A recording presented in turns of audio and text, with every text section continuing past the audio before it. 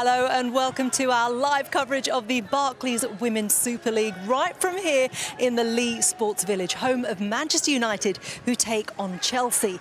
Now, it's always an interesting affair when these two sides meet. Chelsea have the advantage, but the Red Devils have set their sights at the top of the table this season, so a match-up with the reigning champions could be quite a treat. The champions in front at Kingsmeadow. How about that? Manchester United on terms. Kevin! And they're back in front.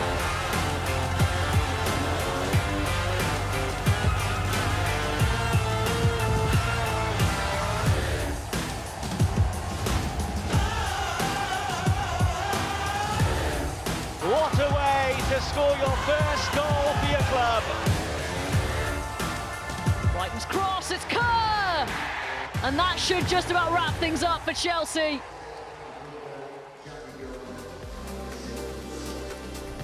So Manchester United have never beaten Chelsea in the WSL in 3 previous attempts, but it is 2 wins from 2 for United this season. And on home soil today, they'll be looking for all 3 points to keep their winning form going.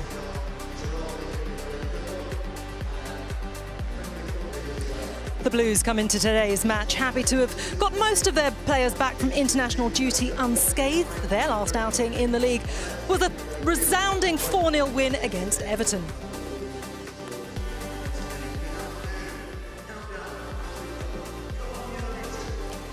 So it is Manchester United versus Chelsea live from the Lee Sports Village with kick-off in little over 10 minutes' time. And I'm joined here pitchside by 2 WSL legends, and for their countries as well. Farrah Williams, of course, Everton, and Reading. Kelly Smith, of course, former Arsenal striker as well. Great to have you both with us today. It's a really tasty game, this one. And, you know, from the point of view from Manchester United, they finished just outside the top 3 last season. They are looking to break into that stronghold of those big teams. They've got 2 wins out of 2 so far, but I suppose this is where we really can gauge how far they've come. It's against the Chelseas, isn't it? Yeah, most definitely. And I think, you know, appointing Mark Skinner as their new manager, I think that is stepping in the right direction for Manchester United. I think Casey certainly set the foundations for this club and this squad of players. And I think now he can build on that. And, you know, he's a fantastic coach. And this is a game that he'll be wanting to take points from, you know, to show the progress that he's done since he's been here. Yeah, and as for Chelsea, Kelly, look, they lost their opening game against Arsenal. Thrilling game that was. And then, of course, they beat Everton so dramatically. But for Emma Hayes, you know, they've come back from international duty. This is where, as the season gets busy, this is where she wants to gain the momentum. Yeah, you just hit the nail on the head, momentum. You know, we've had 2 games in. This is the 3rd game of the season. And they want games now. They want to pick up points and move their way up the table. But it's not been ideal because of the international break. Lots of players, I think it was 9 Manchester United players are away, probably more of Chelsea players are away. So they haven't got back until Wednesday or Thursday. So the contact time that both managers haven't had a lot of the players that have coming back on the field. It's been more classroom stuff, more walkthroughs, more set pieces, which is frustrating for a manager. But for me today, it's all about, you know, who can get their first touches on the ball early. First 10 minutes, so crucial in this game because they haven't been together for a while. So let's see how they go. How disruptive is that, the break? I mean, it's something everyone has to deal with in football, but how disruptive is that for a manager and for the players as well who want to get their rhythm? Yeah, it's always hard, as Farrah would vouch for, when you come back after international break. You've taken your international cap on, your club cap's back on. And, yeah, you're just getting used to your teammates again. As I said, like, in the classroom, they've probably been watching all the tactics on the board. And it's just applying the methods now today in the game. Yeah, I mean, in terms of that, and international breaks are very difficult for clubs. You know, players come back, you know, 2 days before they're due to play a game or travel, like what Chelsea would have had to have done. So in terms of getting them on the pitch and going through stuff, they probably wouldn't have been able to do that. So I don't think many tactics would have changed for Chelsea coming into this game. Maybe personnel due to injuries, but it's going to be an exciting game. It definitely will be. Well, on the note of United, look, they had some big signings, big names leave the club. They've had new signings in. Of course, they've got a new manager at the helm as well. Mark Skinner has had a stint in the US. He is back in the WSL, and he had a long catch-up with Joe Curry during the week.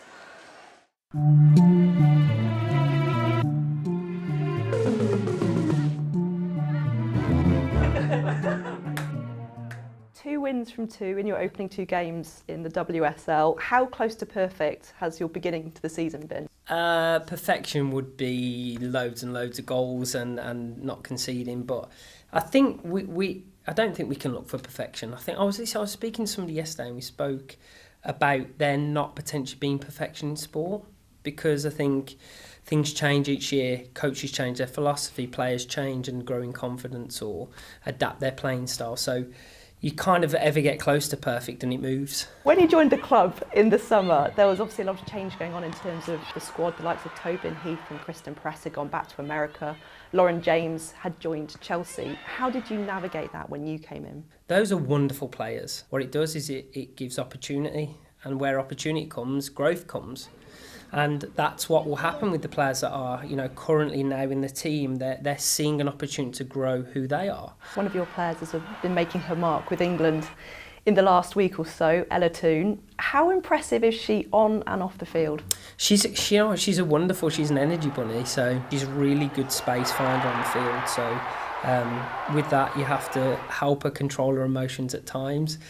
She can be high as high and then low as low. And so I just kind of try and pull her into the middle ground a little bit. But she's a wonderful talent. There are others in the squad that you know previously, the likes of Aoife Mannion. Mm-hmm. You work with a lot at Birmingham. It must feel, in her case in particular, you've come full circle together. It feels like that, actually. But I feel that I'm a better coach since we last met. It's really interesting because you remember she then would speak to me about things we did at Birmingham. And I think now that I've been, I'm like, wow, is that where I was? It's like almost like a time stamp. How much has he changed from his time before? I think that his energy and his character is so similar. There's little bits from the league in America that he's picked up, and he's kind of embedding that into training. And so I think he's added a few kind of, tools to the toolbox, if you like. And if we touch on your time at Orlando Pride in America, what was it about going abroad that really attracted you? What did you want to get from that experience? We created something that we wanted to test on a different scale. We went from a wonderful team at Birmingham to of great people and really a good ability to a group of superstars. And I thought that was always going to be a point that could help me come back to a job where I knew it would be challenged and needed. And Manchester United is a club that needs somebody who can manage top players. Yeah, well, he's definitely got the fans excited here. He's such a charismatic man, isn't he, Mark Skinner? I suppose Farah, he's not had that much time to implement his sort of ideologies here, but he's definitely getting everyone on board. There is an excitement here, isn't there? Yeah, most definitely. I mean, an excitement, there definitely is that. I think, having spoke to a couple of the players, I think they love the fact that he's here. I think he mentioned energy, opportunity, time for growth, and I think these players genuinely feel that under him.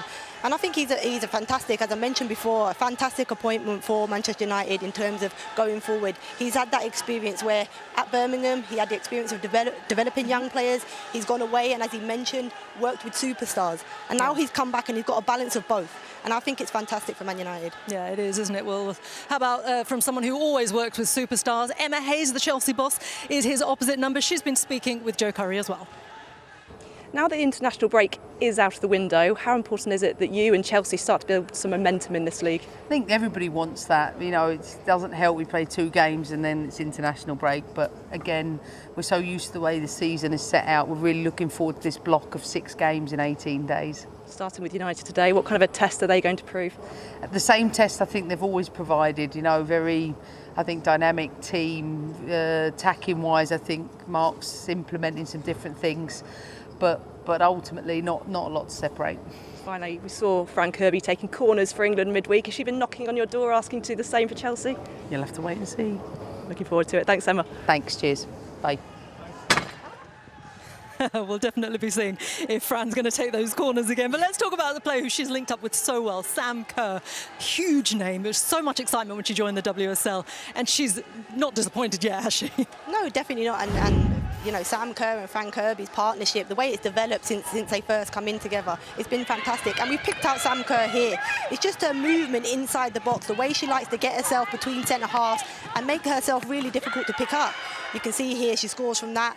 It's her aerial threat. I think her movement in the box, staying alert to opportunities, and ricochet, she's first onto it. So for me, she's a striker that Chelsea needed at the time, and she's proved her worth in terms of the goals that she's come with. She's a great player, isn't she? And, you know, always there. I mean, she had a tough start, didn't she? But she certainly got going very, very quickly. And I suppose for Manchester United, someone who's a real bright spot, sort of the opposite side of the scale to Sam Kerr in terms of experience. Ella Toone, really young, so exciting, and a great start to the season for her already. And two totally different players indeed. You know, Ella Toone had made her debut for England and scored a goal. She got an assist, 2 assists against Reading, and then popped up with a goal against Leicester. So she started the season full of energy and full of confidence. And just here, she knows that she's got space here to turn. She's very clever in her movement, and just a nice little layoff and a great finish there. And she holds her runs so well. She arrives late in the box, which is why she's so good in her position. She just times it right, hangs out, knows the ball's going to be pulled back, and then it's just a calm finish. And I think this clip was from last season, out on the right, just composed in front of goal. You know, she's a poacher in those kind of areas, so she's certainly a player that Manchester United need today in order to get the win. Yeah, and I think all the players need to step up today, because this is a really big one, isn't it? OK, well, the teams are out. It's time to then hand you over to our commentary team for the day. They are the former Everton goalkeeper Rachel Brown-Finnis. She is alongside Vicky Sparks. Thank you, Reshmin. Good afternoon, everyone. Well, Mark Skinner might not call it a perfect start to the season, but there's no denying it's been a very good one for Manchester United. 2 wins from 2, 5 goals scored, just 1 conceded. But this will be a real test of just where they are under his newly begun reign, because Chelsea certainly have the pedigree. The reigning WSL champions, European finalists last season as well. But they have already tasted defeat this campaign on opening day to title rivals Arsenal. And although they swept Everton aside in their last match, that loss at the Emirates shows, Rachel, that there are vulnerabilities to exploit for Manchester United this afternoon. Yeah, I think for the neutral fans watching that opening game, we were all excited for the start of the Women's Super League, but to see the reigning champions toppled at the Emirates in such style by Arsenal, and to see also, you know, how strong Arsenal were, which is another horse in the race. We thought it could be between Manchester City and Chelsea, but on that opening day, everything has been kind of flung open. And Chelsea have had a point to prove really since then. It will have hurt Emma Hayes, the end of last season. Points to prove for Manchester United too. Well, former Chelsea defender Maria Torres-Dottir replaces the injured Millie Turner, who dislocated her kneecap in the win at Leicester. That's Manchester United's only change. Ella Toone continued that fine start to the season by netting her 2nd goal for England over the international break. She only turned 22 earlier this month. Very much one to watch.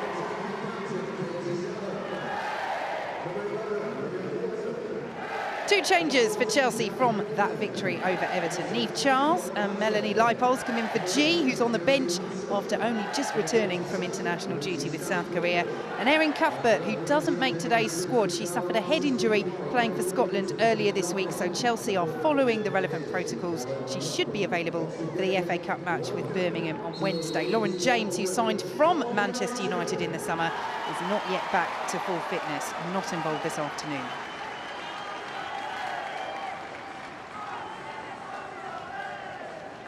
10 major trophies for Emma Hayes, with Chelsea signing a new long-term deal in July. And Rachel, she has become one of those managers. We see it in the men's game. You look back to Alex Ferguson at Manchester United and Arsene Wenger at Arsenal. Emma Hayes has become synonymous with Chelsea as a club. Almost an iconic manager as well for women's football, for the Women's Super League.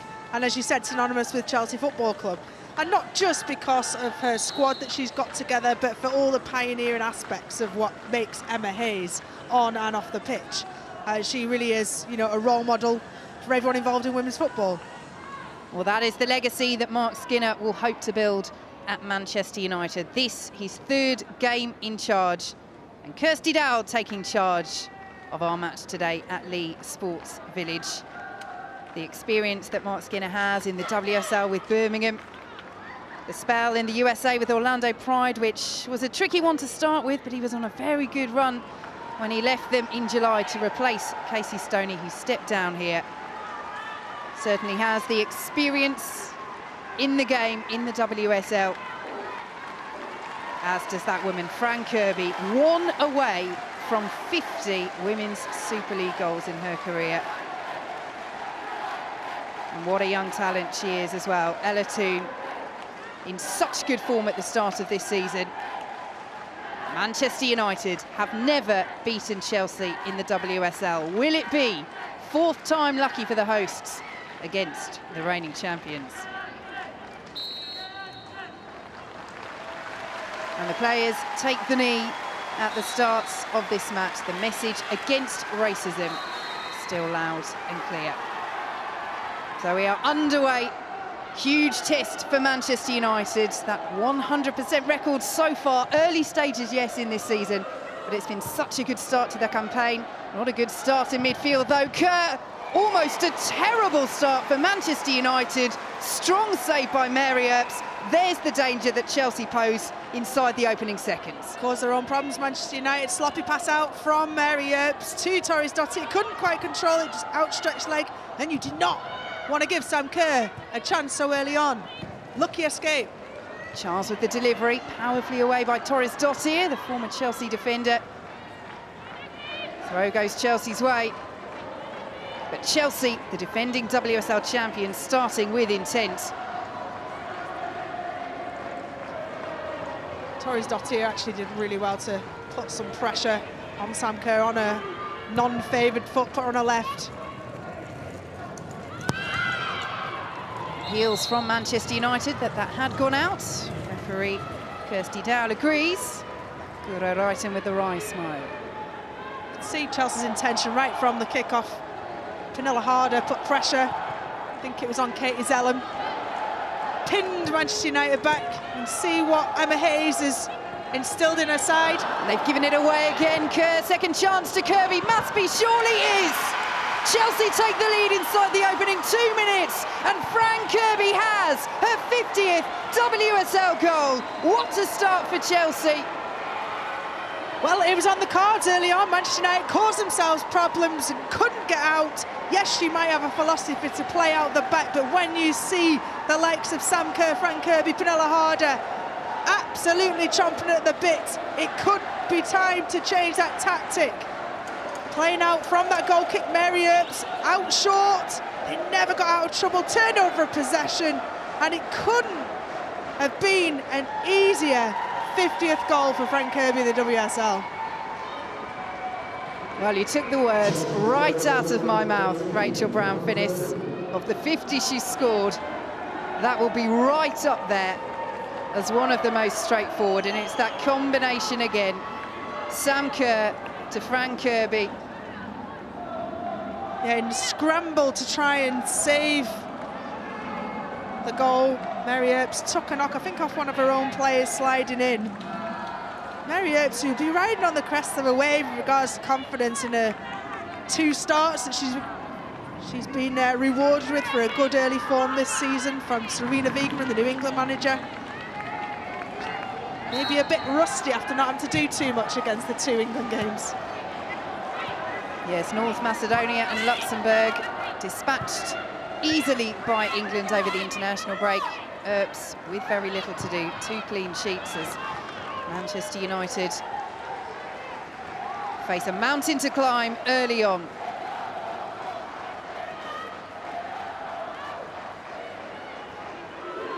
Here is Carter. Toone chasing down, but we talk about perfection. Mark Skinner not liking to use that word in a Manchester United sense. Always things to improve, which is fair enough, but this is by and large been the perfect start for Chelsea, although not the perfect touch there from Sam Kerr. If you want to know how to play out the back, just how what Chelsea did there, creating angles, the tempo of the pass, the checking of the movement's got to be really sharp, one touch, all of those things. That is a little exhibition there of how Chelsea played out the back and very nearly got in to the attacking third without Manchester United touching the ball.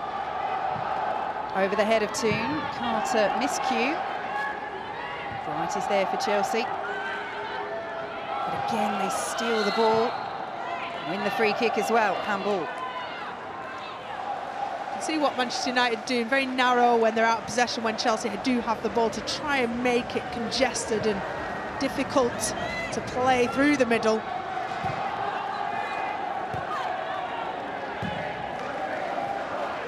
Bright almost got herself into a tangle there. Kirby left it. Not quite on the same wavelength as Kerr on that occasion. Batcher. Earps under pressure. This is the question though, isn't it, Rachel?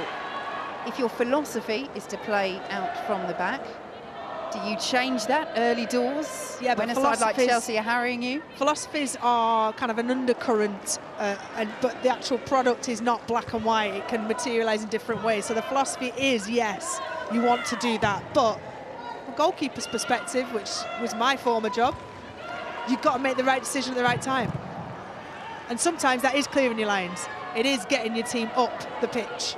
Because currently, Chelsea. Brilliantly won away though. Magdalena Eriksson dispossessed. Manchester United come forward too, looking for Hansen. Well won back by Bright.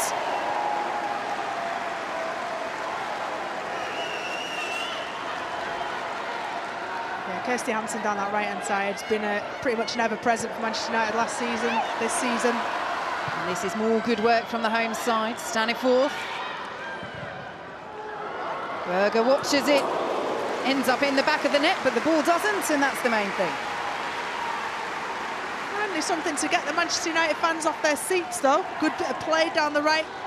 Hansen trying to stab it up for Leah Galton. He's always going to be outnumbered. Not the direction that Hansen would have wanted, but at least something to cling on to, because it's been all Chelsea in this opening third, whether it's in Chelsea's defensive third, as we're seeing now, but also attacking. They've got the spark, haven't they, today, Chelsea? Harder will chase this. Well anticipated by Earps. Well, as you say, Rachel, will have confidence after playing for England over the international break. Ellie Roebuck of Manchester City, England's regular #1 in what is a very competitive goalkeeping department, out injured, so Earps got the nod for both games.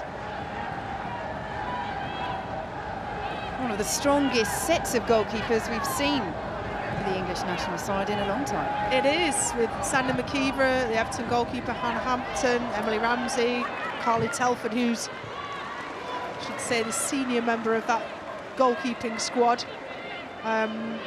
It's unbelievable, you know, the fact that all of these girls have been in academies or regional talent camps for so long. The actual number of hours of goalkeeper training that they have had has allowed them to be, you know, they're only early 20s, even younger, but they've had so many thousands of hours of goalkeeper training, and it's a joy to see what the end product is. Tune forward, looking for Galton. Well dispossessed by Niamh Charles. Right away for the champions. Lipos saw the run of Kirby. Here she is. Wrighton, so much space for Chelsea over on that far side.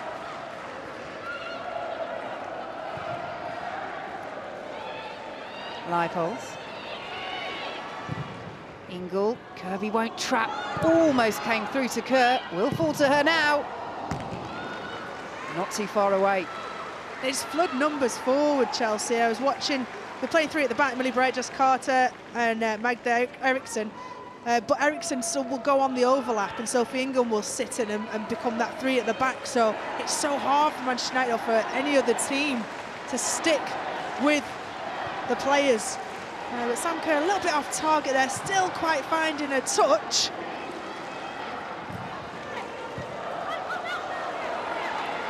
Galton, Bright wasn't too sure, held her position.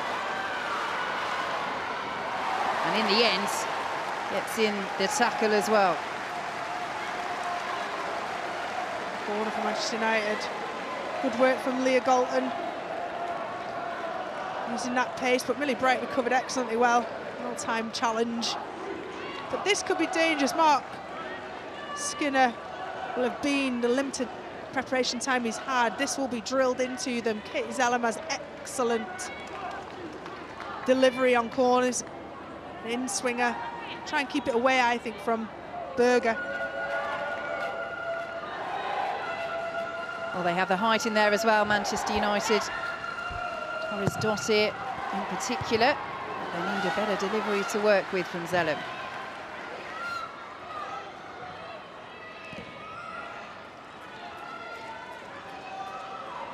Here is Hannah Blundell, another of the former Chelsea contingent.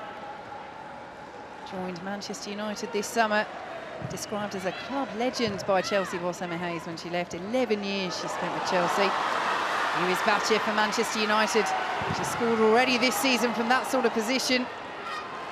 Not on that occasion, but this is better from the home side. Zellem.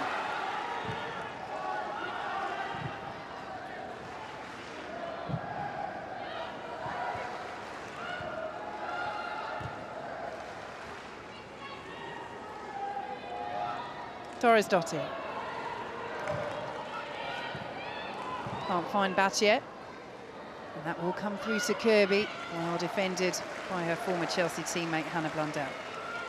Yeah, Hannah Blundell will have a point to prove. She was kind of not cast aside, but not preferred at her natural position of right back for, you know, a couple of seasons. Really had very limited options at Chelsea.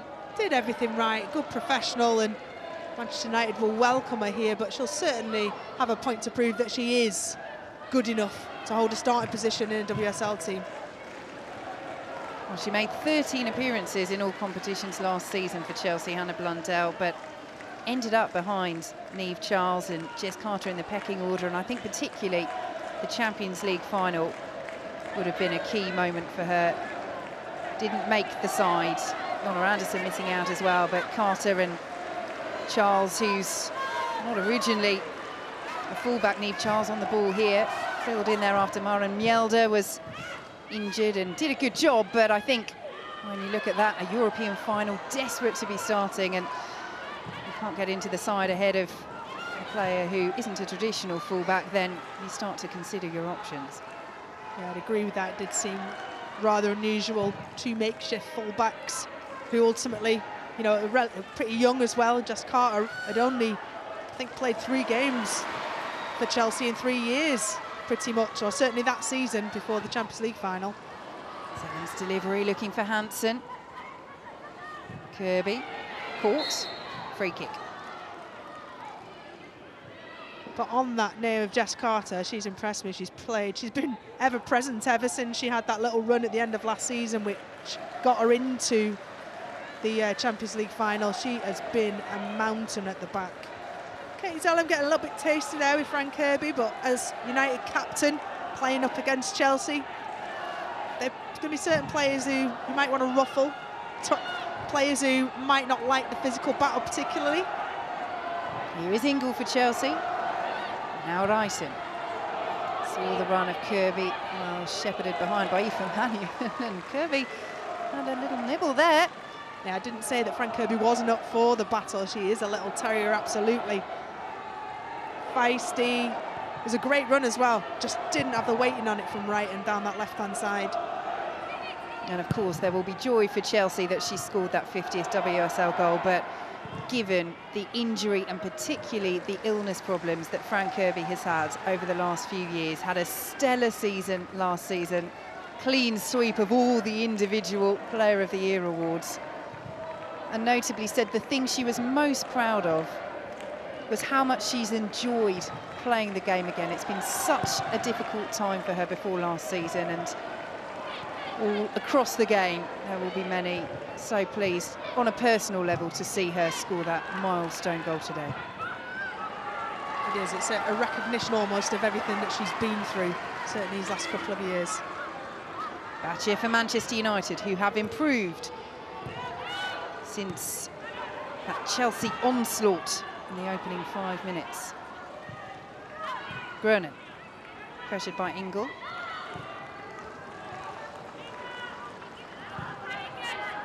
Staniforth.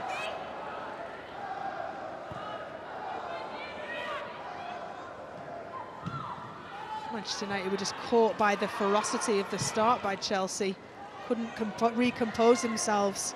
But Batje keeps getting down that left-hand side. She's got the better of Charles there. Good delivery right away for Chelsea.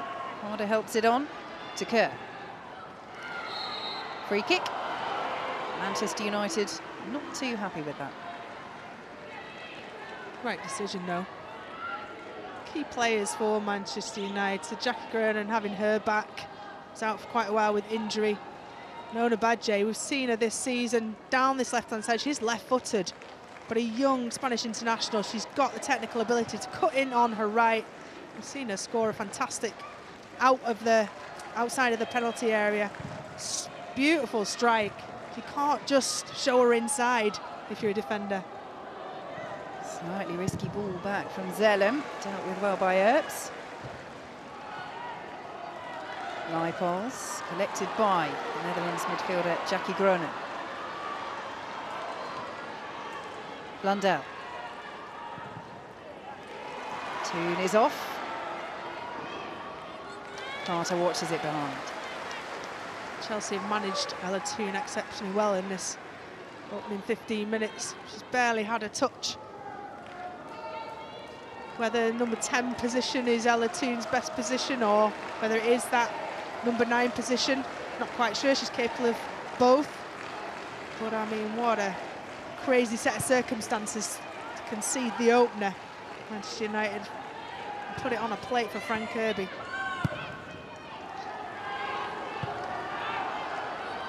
Toon again, so full of running. It's hard when you're on your own though, front, and you're doing it pretty much in isolation. You need, you know, the 7 position Hansen to be on the toes of Eriksson, as it were, there, to have any type of impact on pressing down. Otherwise, it's just doggy runs for Ella Toon.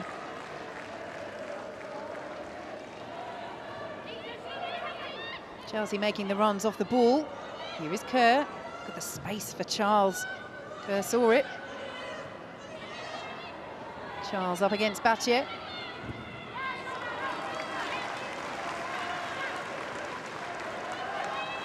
That is turning into an interesting battle between Ona Battier and Niamh Charles. Both players who like to get forward. Yeah, Ona Badger, when she joined last season, I think wasn't a bit unconvincing at her start. She's really grown into that position. What you want from an attacking modern fullback, but defensively she knows her job inside out as well. Mark Skinner will be really pleased to have had her as an asset. Yes, Manchester United's Player of the Year last season.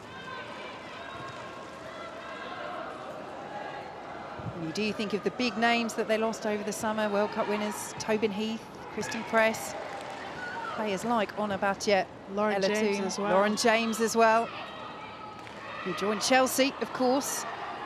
Still not available for them, but players like Ona Battier. You know, when a big clear out of big names, sometimes it does galvanise a team, and Mark Skinner, that'd be one of the first things he says. You know, it's not about superstar players, it's about what you do as a team, and that's what they need to focus on. I mean, Mark Skinner is a wonderful coach, but he's also a wonderful manager, and you know, often those skill sets are not together when you see a football manager, but he's a great manager of people and personalities as well.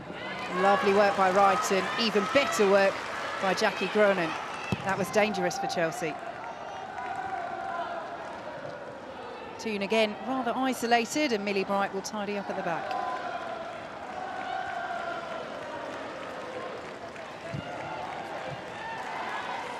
Well read in the centre by Zellem.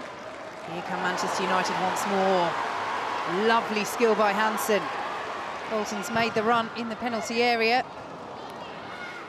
Everything but the delivery. Just happened too late as well.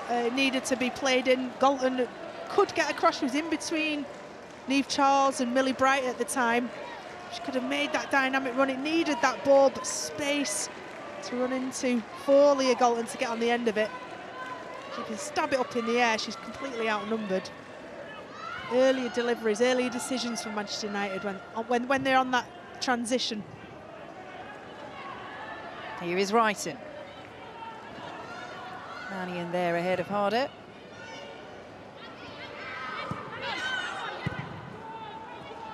And Mannion once more, another who's had real injury problems over the last couple of years, joining from Manchester City in the summer. Only 11 appearances for Manchester City due to that ACL injury, but such a talent. And we'll be hoping to reignite her career at Manchester United. And Manchester United reignite this game. Decent opening for Hansen. Was lovely feet from Lucy Staniforth. We're talking about reigniting her career. She'll be desperate to get back into that England squad. Lovely footwork we saw for Liverpool, for Sunderland, for Reading, for so many teams. She's done it, but as you said, injury has curtailed some of her spells. But she is magical in that 10 position, Lucy Staniforth. She's got such experience as well. A really good balance in midfield. Jackie Gernan, Katie Zellem, Lucy Staniforth. Well, she was in the England squad for the latest international break, Staniforth, but didn't make it onto the pitch. Harder flicking it on. Mannion is there. Calmly done by Manchester United, and you can't press all game, but Chelsea just backing off a little, although, as we say that, Harder does close down Torres Dottir, but Manchester United again deal with that well. Important interception by Bright. Throw to Manchester United, and the game has settled after that early flurry from Chelsea. Batche to Toon. Galton is an option. Toon will go alone. Right, chests away. Ryson releases Kirby. Again, well read by Mannion. All the way back to Mary Earps. I remember watching and doing the World Cup with you, Vicky Sparks, and watching the US women's national team. What they did was, in waves of about 10 minutes, they would absolutely, as Chelsea did at the start of this game, absolutely press everything and really kind of upset and put the opposition on back foot. And then for the next 10 minutes, they would retreat and they would get a breather, and then again they'd go for another 10 minutes, and that sort of wave effect seems like a similar type of start that Chelsea are trying to employ. Here come Manchester United. A ricochet in the end off Leah Galton. Ronan urged to shoot. Toon might well do so. Space closed down well. Here is Zellem. Tried to cut it through to Galton. Right away for Chelsea. Chelsea defended really well there. Got compact, got numbers back, got players behind the ball, made it really difficult. Niamh Charles tracked Ella Toon, didn't give her an inch of space to be able to get a shot off. As much as we applaud the attacking. Staniforth could be in here. The touch just let her down. But as you say, Rachel, the vision was on point. That was brilliant ball. Was that Aoife Mannion who played that ball in? Not quite sure who it was, but it probably needed to be hit first time. Oh, Katie Zellem it was. That's what she brings. That orchestrator, that visionary in midfield.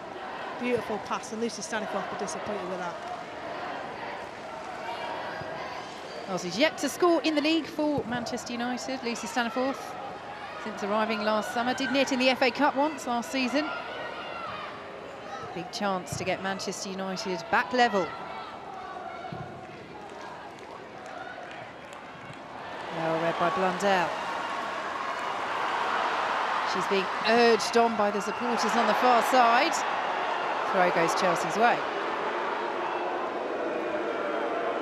Well, you talk about her having a point to prove, Rachel, after moving from Chelsea in the summer. It's something that the Manchester United boss, Mark Skinner, picked up on. The chance here he feels to see a consistent Hannah and give Serena Wiegman something to think about in terms of England selection, but so much competition at Chelsea for places. She's been a stalwart so far early on in her Manchester United career. Harder, what a run this is! Pernilla Harder to double Chelsea's lead. That is a fabulous goal! Pure quality from the UEFA Player of the Year 2020. And out of nothing, Pernilla Harder shows what she can do. 2-0 Chelsea. Wow, that's Wonder Woman in a blue shirt there. The power, the pace that she showed to explode away from the Manchester United defenders. She shrugged them off, cut the ball across. And it's explosive. She's like a 400-metre or 200-metre runner. The way she gets the ball across, straight for goal, then has the poise to dink it over the onrushing Marriott. That is a thing of beauty.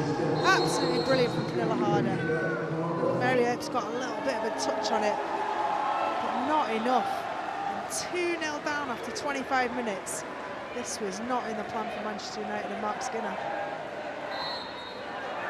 The run, the finish, as close to perfection as you will get. And it's easy to forget in all the talk that there always is around Chelsea about the numbers and the partnership of Sam Kerr and Frank Kirby. 53 goals they scored between them last season. Pernilla Harder got 17 on her own. The attacking talent that Chelsea have is frightening. Yeah, only 17 goals is not enough to give you any plaudits, is it? I mean, she came in from Wolfsburg straight after the Champions League final a couple of years ago, and we had such high expectations of her, and it took her a while to adapt, I would say, and to find what is the best position for her. Manchester United almost in a good position there. Berger deals with it. I think the best position for Pernilla Harder is wherever she feels like playing. In that 10 position, floating off of the left into the centre. And Emma Hayes will embrace that. She'll understand what platform a player needs to get the best out of them. It's very much a two-way conversation between Emma Hayes and Pernilla Harder. Both very respectful of each other. Here is Kerr. Kirby felt she was blocked off. Referee Kirsty Dow happy.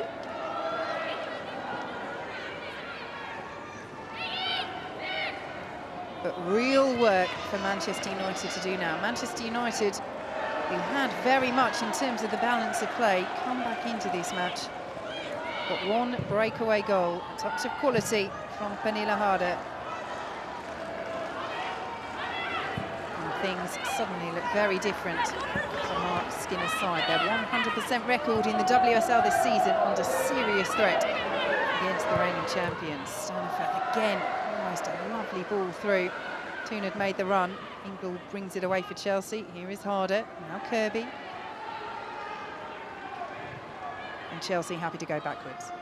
Yeah, good patience from Chelsea there defensively. Manchester United were waiting for Niamh Charles or for someone to step out to Leah Galton on the ball on this left-hand side and break that back line of four. And they didn't. They forced Leah Galton to go infield on the ball centrally, and that was just into a pack of blue. And they turned over possession. Something certainly that Emma Hayes and her Chelsea team will be working on. They're exposed against Arsenal, but here we see their goal again for Pernilla Harder. Unbelievable athletic ability to get away with a ball at her feet. When you see it live like this, it's unbelievable how fast she moves with the ball, and to be able to put the mental brakes on almost, have that poise to finish as she did. Well, it's been a great couple of weeks for her. She became Denmark's all-time leading goal scorer over the international break, netting against Malta. 66 goals and 130 caps now for the Danish captain. And she scored what will be one of the goals of the season. Here she is again. Finds Kerr. Offside flag is up. Manchester United are let off the hook. Yeah, it's lovely play. The way that Chelsea opened them up. Again, Pernilla Harder in that, not a free role, but being able to push on high and join up as a number 9, or to drop in between the back lines of Manchester United and the midfield, get in that gap, get on the ball, face up. So hard to mark.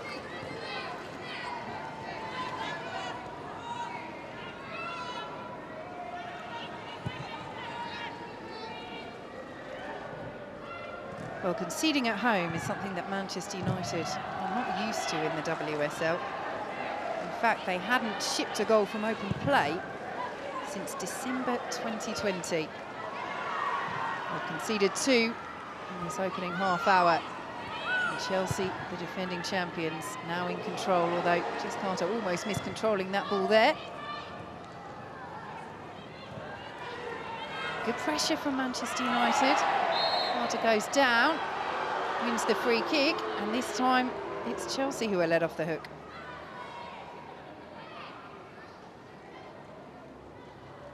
Yeah, it was as Jess Carter swiped with her foot to try and clear the ball, get her out of that pickle she was in. She actually kicked Lucy Staniforth's standing leg. Accidental on both cases, but the right decision. Jess Carter showed really good poise there. Didn't get flustered when it was a little bit sloppy. Eve Charles and her got themselves into a little bit of a tight squeeze. Emma Hayes does think there's perfection, and that wasn't it.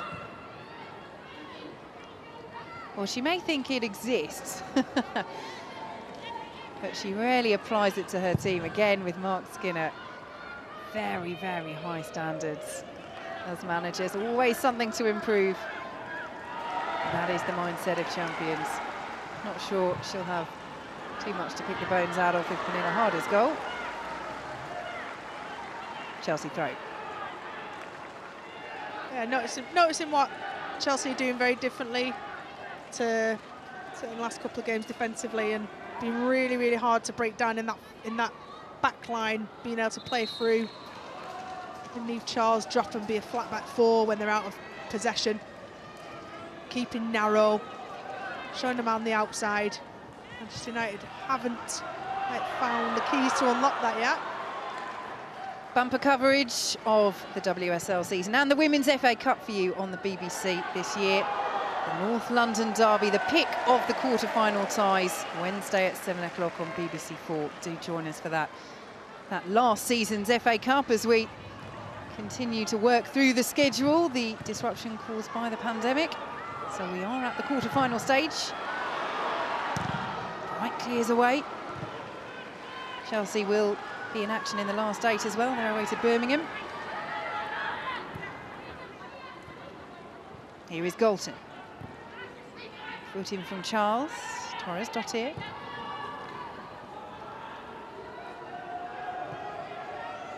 We mentioned that Manchester United have not conceded many goals at home in 2021. Chelsea's 2 goals keep up their record of scoring in what is now their last 54 WSL games, and they're on the hunt for a third here. Kerr. Ingle, Kirby. Almost crowded out of it.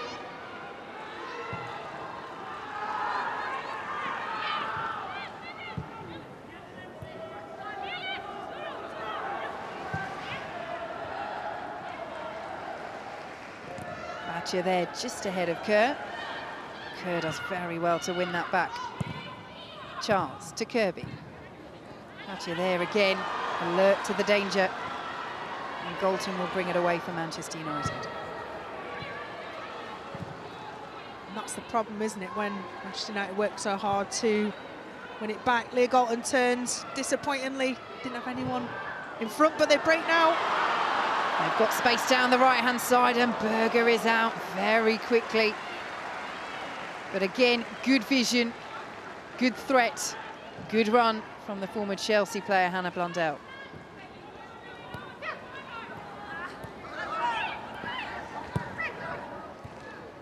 Here is Kirby. Leipold. Kerr had made the run. Leipold looking for harder on the far side, too much on it.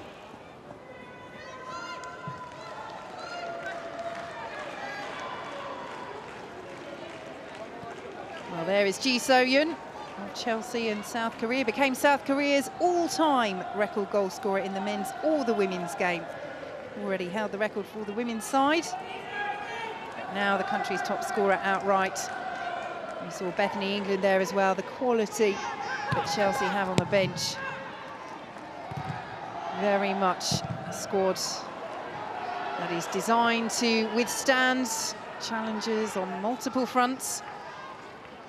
When you think back to that Champions League final, the humbling that they experienced at the hands of Barcelona, you would think the Champions League once more will very much be a target for Emma Hayes and her side, perhaps the primary target.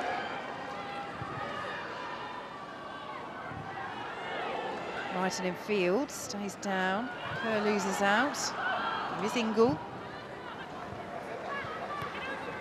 Chance. Leipold wants it.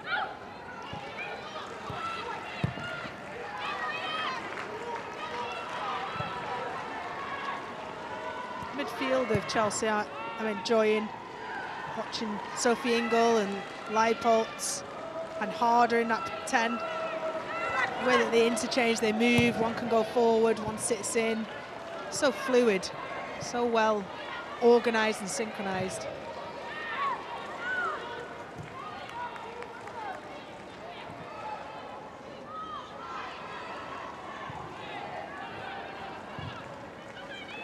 Little loose from Zellem, and Charles is onto it quickly.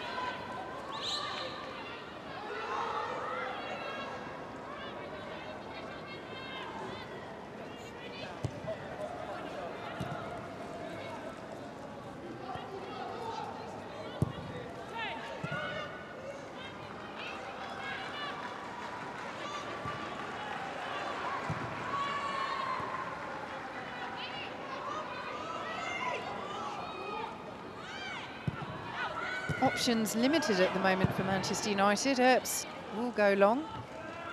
Ingle is there. Now Leipold. Harder. Reiten ahead of her. Here is Guro Reiten. The ball in. Corner.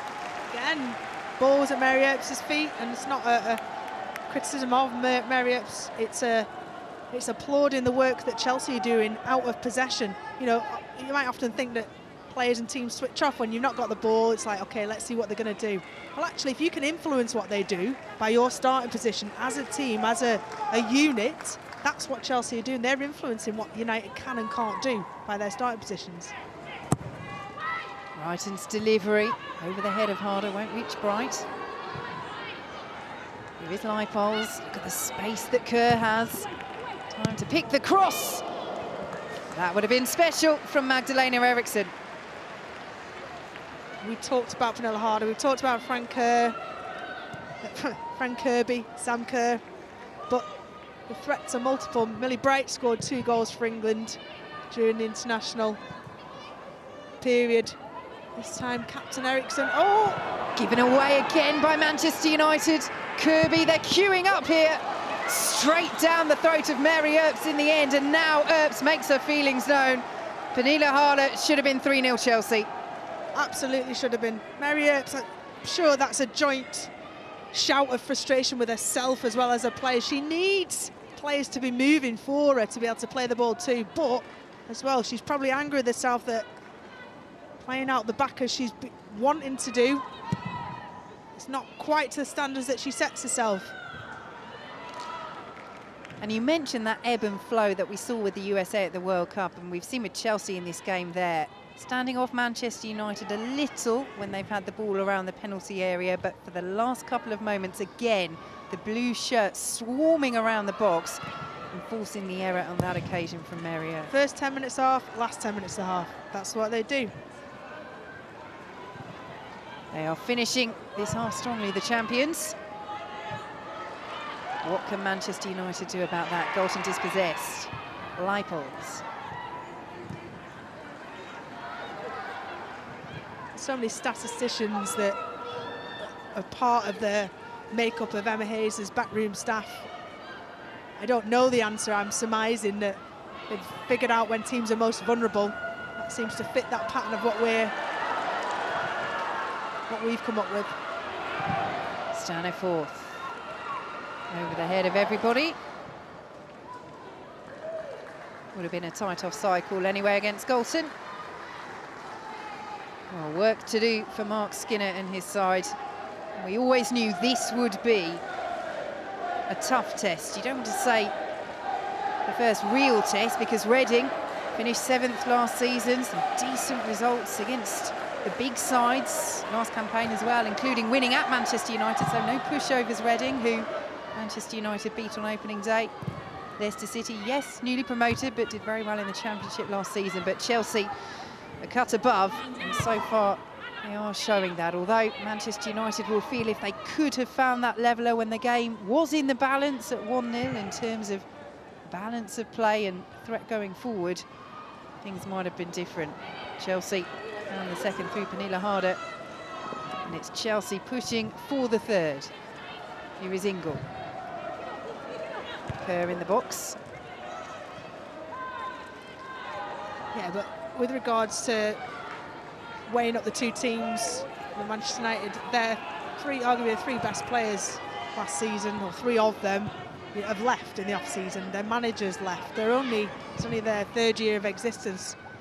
The comparisons are, you might look at the game and think Manchester United and Chelsea, but the true comparisons. Chelsea looking for this third, just wide from Sam Kerr. I love that she hit that first time. It was drawing across it. It's kind of not a huge amount of pace on it, but good break again. Just checks off the Maria Torres-Dottir. And just as Badje is trying to get back to put some pressure on, she just whacks it first time. I thought that was whistling in. She caught it true enough. But again, Manchester United's pockets picked at the back, nearly resulting in a goal. They've given it away again at the back. Kirby, is this to be the third? Surely yes. Unbelievable. That combination once again, reverse this time. Kirby to Kerr. Both get the plaudits. And Chelsea are running away with this before half-time, 3-0. I don't want to sound harsh. It's easy to know what Chelsea are good at, what they do. It's hard to stop them doing it. But to play into their hands, when they concede it, they're setting the traps. There's 4v4 at the back there. They're on their toes. They're not allowing United players to turn. To manage the game, there's 5 minutes left. They're in your faces. They're on. They can feel that they're on that front foot. It's just game, set and match now.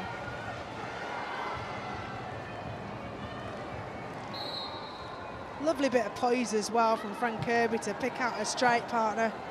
Square it for Sam Kerr. Had a few chances, Sam Kerr, this game. 3 goals for the season already. The Golden Boot winner in the WSL last season as the flag goes up on the far side. And Manchester United and Ella Toone are frustrated, as will he be. And you cannot say they haven't been warned. We spoke so early on after they conceded that Frank Kirby goal inside the opening 2 minutes. Do you change things in terms of playing out from the back? If it's not working for you, if that is your philosophy, your style of play, and it's cost them on 2 occasions. Yeah, it's not set in stone. It's ideally you want to be doing this, but if it's not on, you've got to be big enough and brave enough to, well, I'm talking, the players who are in that position, the goalkeeper, your full-backs, your 2 centre-halves, you've got to assess. You're the ones on the pitch trying to implement that philosophy. So you've got to read the situation. If it's not on, you have to go to plan B. Whatever plan you're going for, it has to include getting a goal before half-time. That's what Manchester United desperately need. Flicked on by Battier, away by Charles. Zellem takes charge. Battier. Brennan. Space for Staniforth. Well, she's capable of scoring from there, but it's always a difficult opening to take advantage of. But that's what Chelsea have limited Manchester United to, is a couple of shots from distance. Ella Toone had one just a few minutes ago, and Lucy Staniforth now. They've not been able to breach that back line, really get in down the flanks. A few local fans. Yes, Mark Skinner very much talking about the one club mentality, and you see that with those who are in attendance today.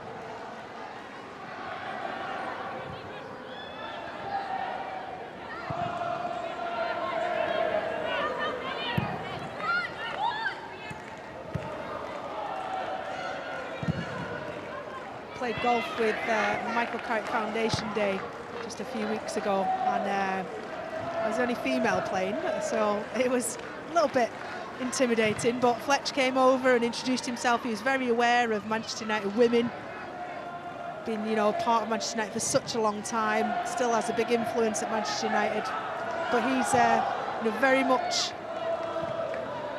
in support of the women's team, of that one club mentality. Sir Alex Ferguson was there as well, and had similar sentiments. Well, it's something that Mark Skinner spoke about when he took over. One of the first things waiting for him in July was an email from Ole Gunnar Solskjaer in his inbox, and again, that ethos of very much seeing the club as one. Manchester United, of course, only reforming their women's side in 2018. It's been a long time coming. But 2 fourth-place finishes in their first 2 top-flight campaigns. Under the cosh, though, against the reigning champions. Batcher there ahead of Kerr. Corner Chelsea. Yeah, Chelsea have been full-time since 2015.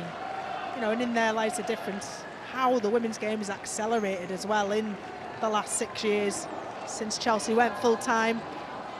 The fact that we've got world record breakers, not just in the Chelsea squad, but across the WSL. It's wonderful to see the rise of the Women's Super League and women's football in this country, full stop.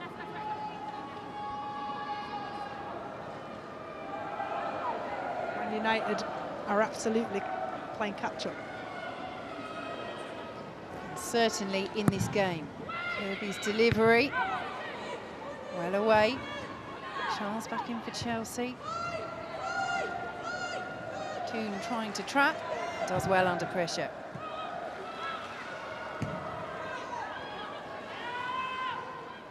Frank Kirby playing right of the 3 centre-backs there. It's great. I mean, the team's been together for, the core of the team have been together now for, you know, a good couple of years. They understand the positions, they understand what the basic minimum requirements are, not just tactically, but energy, effort, application. And that's not just the product that we see for this 90 minutes. That, from when I've spoken to Emma Hayes about how the players push each other in training, that is the philosophy of the players, and they bring that every single training session.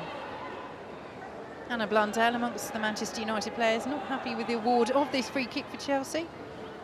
Wrighton stands over it. And again, Chelsea have sent the height forward from the back.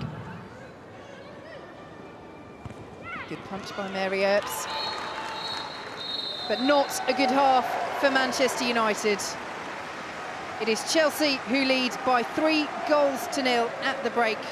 Kirby getting them off to the perfect start inside 2 minutes. Pernilla Harder with the goal of the game, and what you would think could well be one of the goals of the season. And Sam Kerr adding the third. Another tap-in, as Kirby's was just before the break, and Rachel Brown finish. This has definitively been Chelsea's half. It has, from those opening few minutes when they set the traps. Manchester United playing out from the back, their pocket picked.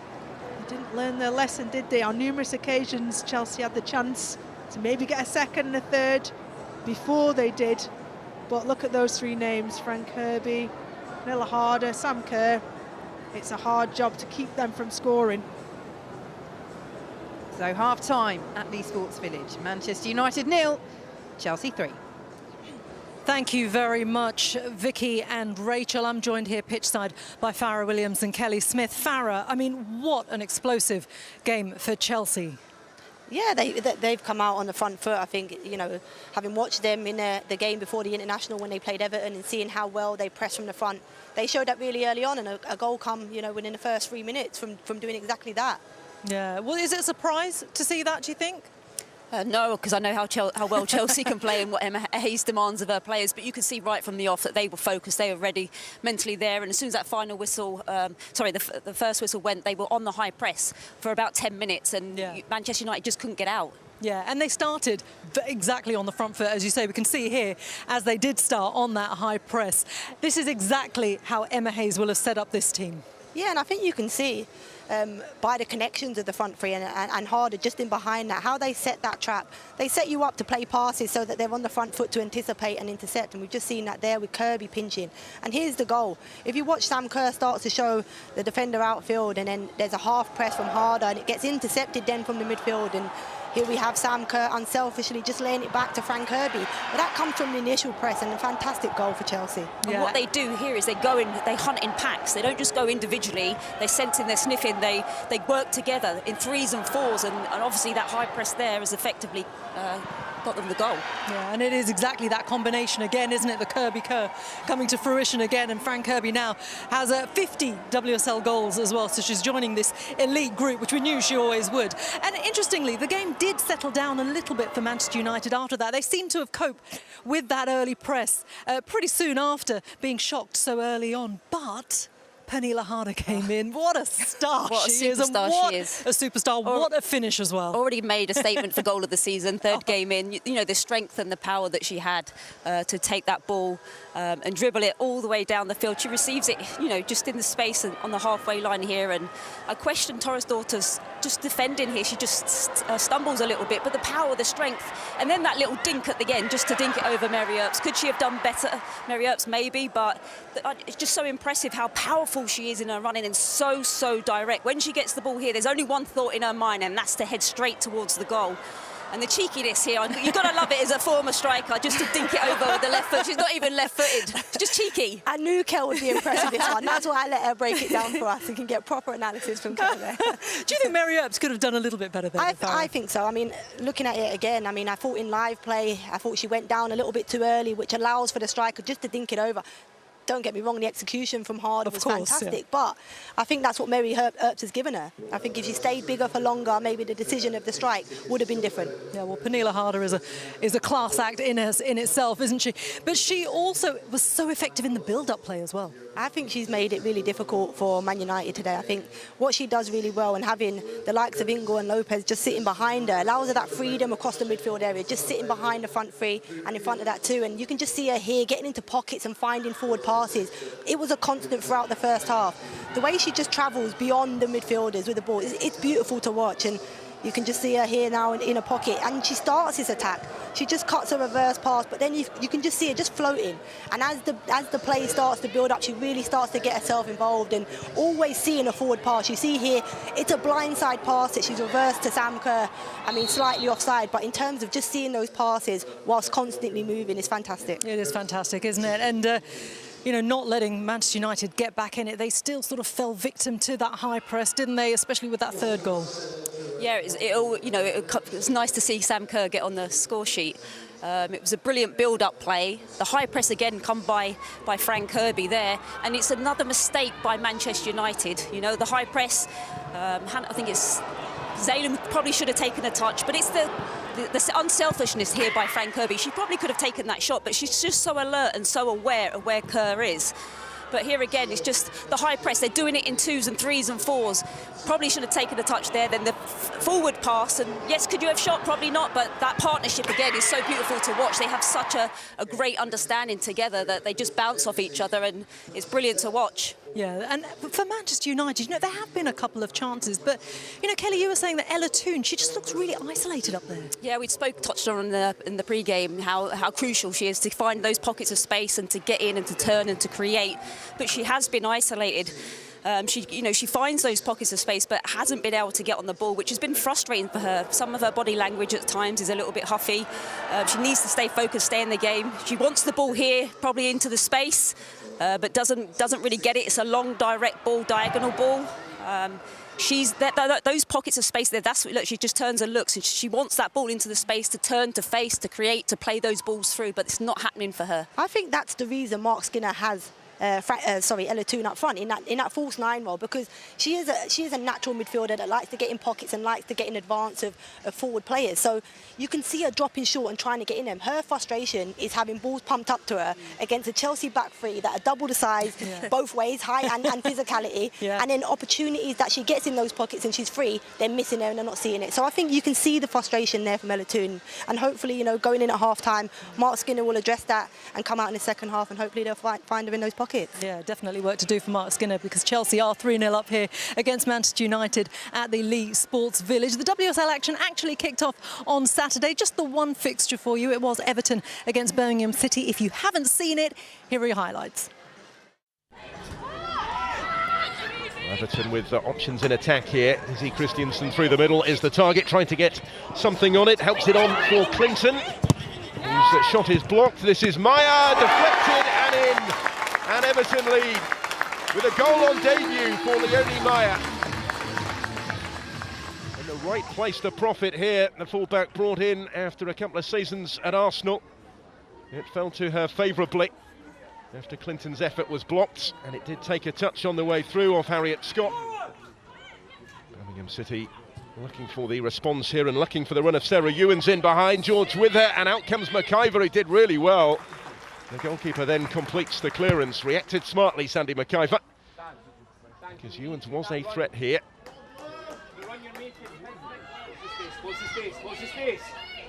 Lucy Quinn. This is Pennock. And it opens up for Jade Pennock. That's a beautiful goal. It's the equalising goal for Birmingham City. And a first for the club since signing from Sheffield United in the summer for Jade Pennock. 1-1 here. She took that wonderfully well. A little bit of space for Savecki to stride forward. Slips it through into the run of Emsley to cut the ball back for Benison, deflected. And this time the deflection takes it wide of the target. Benison close to getting on the end of that. Come on at half-time. Everton starting to step up the pressure in pursuit of re-establishing their lead. This is Benison. Some fast feet here in the build-up, looking to link with Duggan. Benison gets it back again and finds a fabulous finish to restore the Everton lead with her first goal in English football. It's a crucial contribution from the record signing, the 18-year-old, involved in the build-up and then able to score a stunning second. Really stylishly taken from the Swede. Christiansen with the late corner. Savecki meets it and guides their header home to surely wrap up the win in stoppage time. The goal from the set piece that Everton had been threatening finally arrives here thanks to Savecki on as a second half substitute. Everton 3, Birmingham City 1. Yeah, so Everton getting that all-important victory of the season. 3-1, as you heard there, it finished. Here at the Lee Sports Village, it is currently Manchester United 0, Chelsea 3.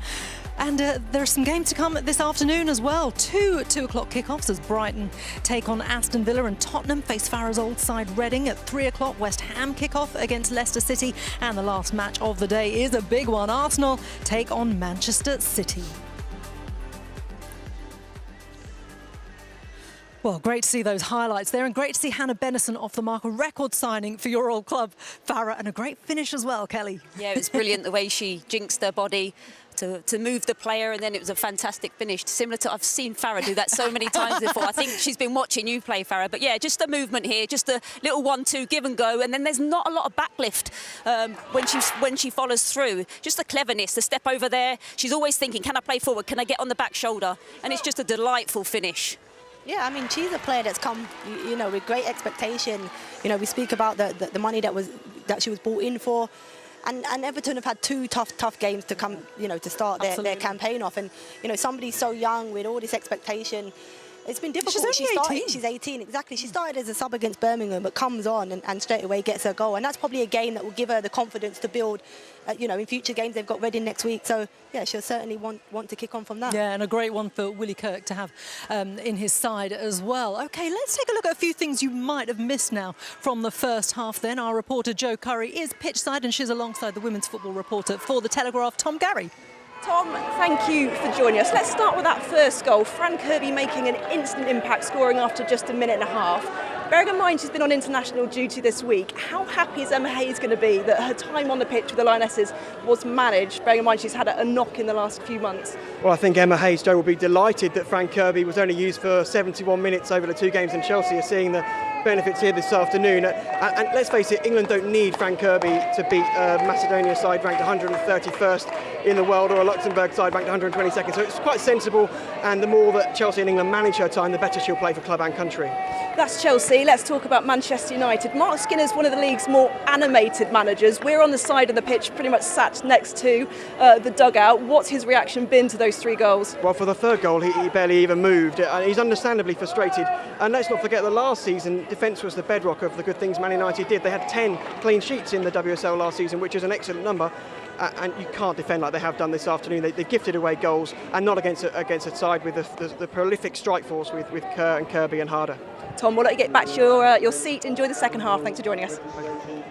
Yeah, thank you to Tom and to Joe as well. The crowds look very happy there. Look at that. Nice to see as many of them as possible. We're going to take a slight gear change now from the football, because coming up on the BBC next Sunday, we have coverage of a very special sporting occasion.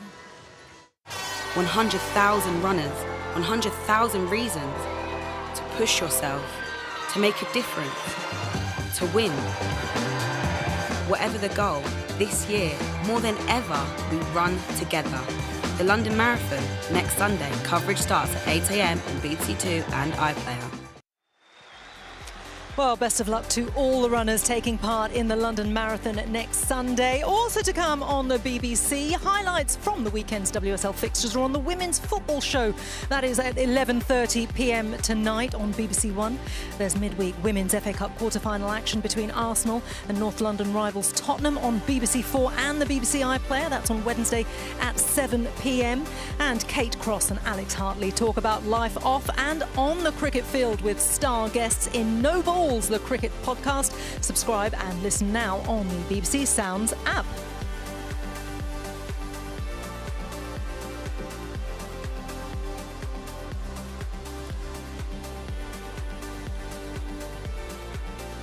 Well, it's been an interesting first half, hasn't it, here at the Lee Sports Village. The sun is out, and Chelsea against Manchester United. It is the visitors who are very much in the driving seat.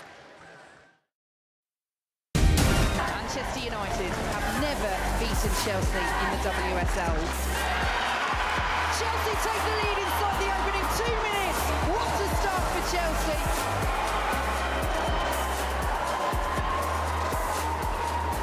Wonder Woman in a blue shirt there. Is this to be the third? Surely yes. It is Chelsea who lead by 3-0 at the break.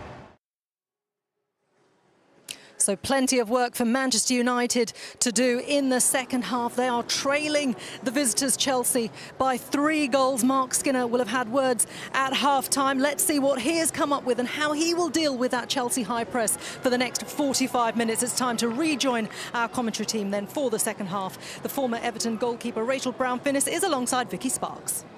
Thanks, Reshmin. Well, Mark Skinner has sent his players out early. They are ready to get underway. And here come Chelsea, the reigning champions. Very much on top in that first half at Lee Sports Village. Rachel, if you were Mark Skinner in the dressing room at half-time, what would you have said and what would you change for this second I'm not half? just saying it because you're jumping up and down on the sideline. We did discuss this as soon as it was half-time, but Alessia Russo looks like she's set to come on.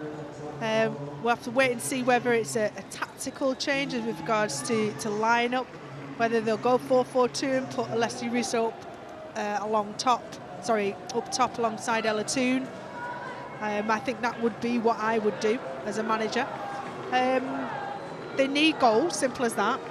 And Alessia Russo is a young player, young England striker, who was out with injury for quite a long period of last season. But when she did start last year, right at the beginning, there was a whole amount of excitement around her. And she is on for her England counterpart, Lucy Staniforth. So Alessia Russo takes to the field. Former Chelsea development captain, played for them in the League Cup early in her career as well, but a childhood Manchester United fan. And as you say, Rachel, a superb start to her career with Manchester United last season. 3 goals in 4 league appearances before suffering a hamstring injury in November. Missed so much of last campaign, restricted to substitute appearances this season as well. But a fully fit Alessia Russo is a real danger for Manchester United. Chelsea looking for early danger in this second half. Reiten's ball in. Cleared away by Galton. Eriksson forward, Hansen will get there. Yeah, expect Chelsea to start as they did in the first half. Absolutely flying out of the traps. Making it difficult for any team, for Manchester United, to get string passes together, momentum. Well, she was just limping away there initially, Kirsty Hansen. She's stayed down now as Chelsea break forward. Brighton. Over the head of Kerr. Yeah, I think she Not got too far away from Kirby. Yeah, just wide from Kirby. Maybe heading, she'll probably admit, is not her forte, although she has scored, of course, with her head. Again, nice, quick interplay. Defender Hannah Blundell doesn't get out quick enough, and Gura Wrighton can put it on a plate from that left-hand side. Norwegian player. Plays on that left, really wonderful left foot. Kirsty Hansen got basically a knee up the backside and a dead leg. She should be able to walk it off. She still looks in some discomfort. Yes, the number 18, Kirsty Hansen, inside the centre circle, moving a little gingerly. As Manchester United look to play their way out of this early Chelsea pressure.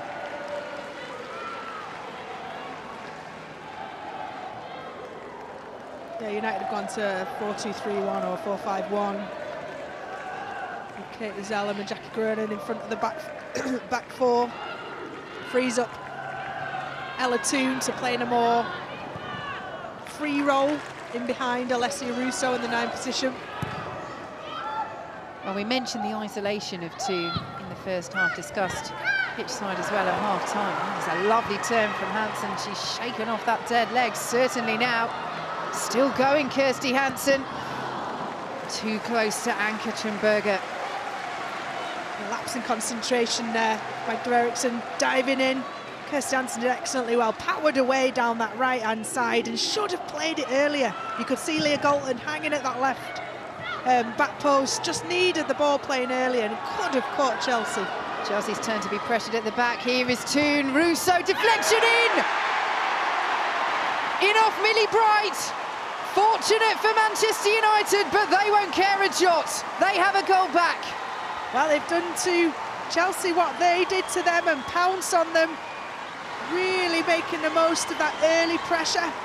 Kirsty Hansen down that right-hand side did excellently well to nearly cause a problem for them, but this time it's Ella Toon in that freer role, getting a bit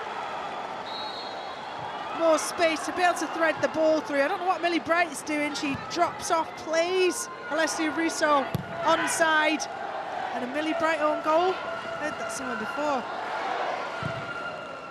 Chelsea coming forward at the other end. Well blocked by Mary Earps as Kirby came sliding in. Frenetic start to the second half, but that key goal back for Manchester United.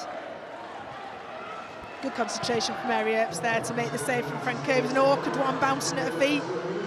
It's end to end, isn't it, this first few minutes? Here goes Russo once more. Berger out quickly. Well, we talk about players having a point to prove. So many Chelsea connections in this Manchester United side. Alessia Russo, one of those, their former development captain. Yeah, I think after that first 45, though, every single Manchester United player in a Man United shirt has a point to prove.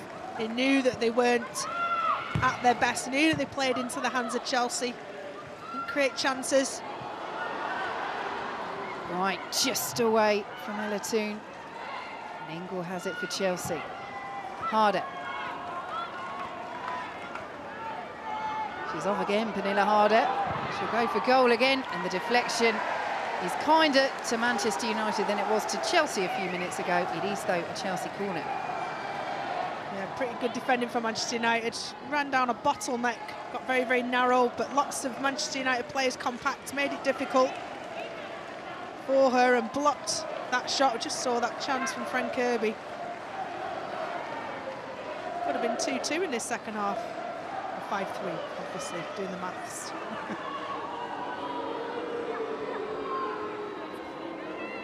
Well, we wondered whether Kirby will be taking corners. Brighton so far is on them. Torres Dottir away for Manchester United. Before to Ingle. Kerr back in. Torres Dottir there once more. And the distance provided by Toon. Charles and Bright over the bar. Decent effort from Millie Bright there. Good power on it, couldn't quite keep it under the bar. But this is exactly what Mark Skinner's side will have wanted. Not this precisely. And definitely not this! Chelsea restore their 3-goal advantage. Sam Kerr at the double, as she was last match against Everton. And all Manchester United's hard work is undone. 4-1 Chelsea lead. So frustrating for the players, but it's what Chelsea do. These opening 10 minutes or so, they've been put Manchester United on the back foot. Manchester United have had the chance. I think Sam Kerr is certainly, well, she is offside. She is offside. It's not given by the assistant referee. We don't have VAR. I'm not sure whether Emma Hayes will be moaning about that this week. But yeah, Sam Kerr should have been ruled offside. Got a little bit fortunate really with the first contact. Miscontrolled it, popped up. Gave it an easy finish. But you can't say they didn't deserve it the way they've started this second half. Well, luck all round for Chelsea in truth there. The offside, the first touch. But Sam Kerr making sure at the second attempt. And yes, you mentioned, Rachel, Emma Hayes speaking more broadly about VAR and the lack of it and the lack of goal line technology as well. Still in the WSL after Beth Mead, it was, scoring the offside third goal when they lost to Arsenal opening day. Very strong words from Emma Hayes, says that the lack of VAR and goal line technology does make the women's game feel like second-class citizens. They profited from it there, Chelsea, but I don't think Emma Hayes will change her broader opinion, even though on that occasion it's given Chelsea an advantage. And it is frustrating, Rachel, because it was a clear offside, and it's a goal that shouldn't have stood for Chelsea. She's onside here now, though, Sam Kerr, on a hat-trick up against Torres Dossier. Gets the better just of Torres Dossier. Here is Kirby. Ingle. Charles joining the attack. Goal kick rather than corner. Yeah, to correct what I said, Emma Hayes did not moan about VAR. She simply made a statement about being second-class citizen, as you read out, and I agree with that. We always want better for our game, and as the technology comes and it's being introduced, we can clearly see from one, almost instantaneous replay that it's offside, and the cameras are here. Doesn't take a huge amount to be able to correct a wrong decision on the pitch.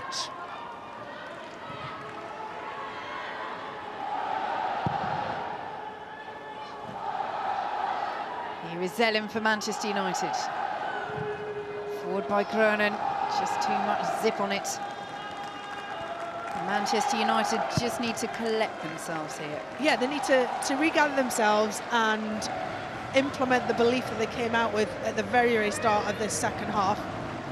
Because you could see what Mark Skinner, or you can imagine what Mark Skinner would have said, is that they need to believe in themselves and to put Chelsea under pressure. They've changed the formation to make them more attacking so that when they are in possession, they have more options. And it worked, they got a goal from it. Here's a goal for Alessia Russo, going in off Millie Bright, but just on target, the shot from Russo. But certainly Bright responsible for the goal. Inadvertently going in off the Chelsea defender. I think this opening 10 minutes, Manchester United created more than they did in the whole first half. Hansen won't keep that in. But she has been lively, Kirsty Hansen, shaking off that early knock in this second period. It's funny when she'd been limping around and then suddenly burst off down the right-hand side at full speed. Zellerman well ahead of Harder. Here is Batia. Gruner. Now Galton. Jackie Groenen. Lovely footwork from the Netherlands midfielder. Now Batia. This is very well worked by Manchester United. Finish not there. but they're creating the spaces to get opportunities, which, again, I repeat, they didn't really do in the first half. Yes, they've changed tactically. They have that more focal point of attack in the number 9 position for Alessia Russo, which frees up the likes of Jackie Green and the likes of Ella Toon, even Katie Zellum to get more, you know, certainly Katie Zellum and Ella Toon are excellent technical players who can score from distance. And they're opening up Chelsea. They've got to take heart from that. And the flick from Kerr, almost feeding Kirby. Bad year for Manchester United. Look at Frank Kirby racing to get back. That attacking trio, all on the score sheet for Chelsea. 2 for Kerr, 1 for Kirby, 1 for Harder. But the way they track back and put in a defensive shift as well is as much a part of their game and is as integral to Chelsea as those goals. Here is Toon, such an integral player herself for Manchester United. Another deflection. And Berger will keep it in this time. Manchester United felt it had spun out for the corner. And you might as well let fly if you're Ella Toon. And there we go, Serena Wiegmann here. The new England manager as Chelsea give the ball away. Galton into Hansen. Difficult chance. But certainly plenty of players to watch for the new England boss, Serena Wiegmann, getting off to a superb start in the qualifiers. 8-0 win over North Macedonia, 10-0 win over Luxembourg. Strength in depth for England and strength in depth for Chelsea. Niamh Charles replaced by Jonna Andersson. Yeah, it's a great fresh start, isn't it, for any player playing in the WSL and outside of the WSL, with who's eligible for England and a new manager, and who wouldn't want to impress? Not just any manager, but a manager who's won the European Championships with Netherlands, got them for the first time ever to the final of the World Cup. Harder's delivery in, looking for Kerr, falls to Kirby, just wide. It's become a really open second half. Chances for both teams.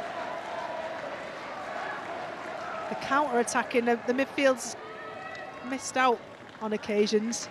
Manchester United getting in down this right-hand side more often through Kirsty Hansen than down the left with Leah Galton. But deliveries, set pieces, Manchester United are exceptional at those. Leah Galton, left foot, Zellum, right foot. Got themselves another goal. You never know. Can Chelsea get themselves another goal? Kerr to Kirby. Brighton made the run into the penalty area. Kirby back instead to Eriksson. Here is Leipold. Harder let it run. Jackie Groenham right behind him. Nice touch from Ella Toon. Strong play by Leipold. Home fans not happy. Referee is. Leipold does well to hold on to that. Gets it back again, the Germany midfielder. Here is Kirby, Brighton. Oops, had to watch it carefully. I thought that had gone out for a corner. It was excellent defending. Brighton feels the same. Good tracking back by Hansen. She's been up and down this near side, closest to us, exceptionally well. Certainly in the second half has had the freedom to do that. But Manchester United, as she displayed there, cannot switch off from their defensive duties. They did that once and they've been punished. Here is Jess Carter for Chelsea, one of those who has received another opportunity under Serena Wiegmann. Called up for the first time in nearly 4 years for the latest international break. Didn't make it onto the pitch, but huge moment for Carter, winning that one cap back in November 2017. Still just 23 years of age, Jess Carter, and played under the current Manchester United boss, Mark Skinner at Birmingham. So impressive there. Here she is on the ball once more, won the PFA Young Player of the Year during his time as manager there, but hasn't yet quite gone on to the heights that many would have predicted. Well, she's not played consistently for any, for about 3 years. She was pretty much off the radar at Chelsea. And towards the end of the last season, played consistently, and now she's clearly one of the first names on the team sheet. She's played right back, she's played left back, and now she's playing central of a back three. Here come Manchester United once more. Away by Guru Reiten, and back by Zellem. Here is Kirsty Hansen. Doubled up, and they know how dangerous she's been, particularly in the second half, and she's won the corner. Yeah, really, really good play by Manchester United. I was thinking how favourable this formation is with the players that they do have, Manchester United, and I'm guessing the only reason that they didn't start with Alessia Russo is she's maybe limited on minutes.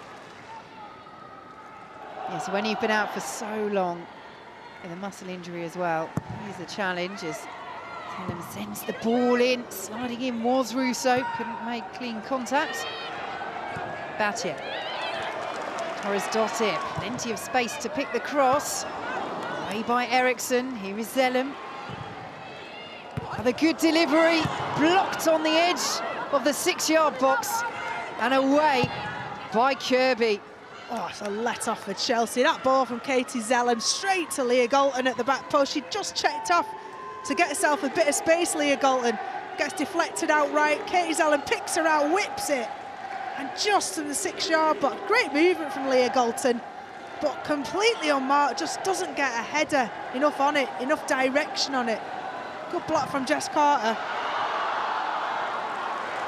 Claim of handball against Harder, allowed to go by the referee. Manchester United pick up possession anyway. Here is Blundell. Right idea, wrong execution. It certainly warmed up the crowd anyway this last few minutes.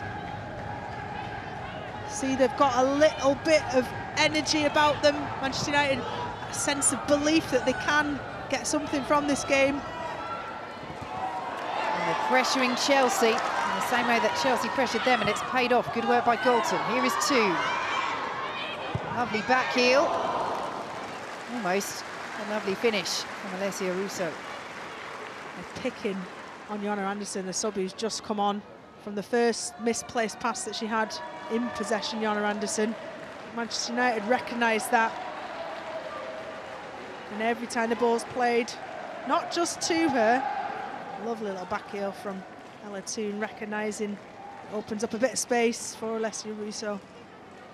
Fires just over, but as I said, they're creating the chances, finding those spaces and making those opportunities, because you've got to earn them, and they're doing that by working as a front three. Encouragement for those watching on. Still though, Chelsea with the 3-goal advantage. Leipold's.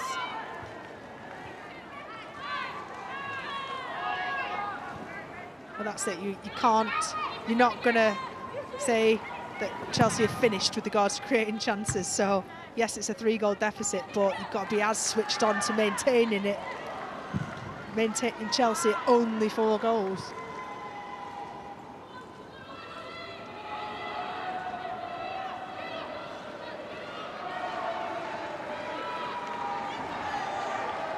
And Katrin Berger just slowing the play down there. It is a packed schedule for Chelsea in particular.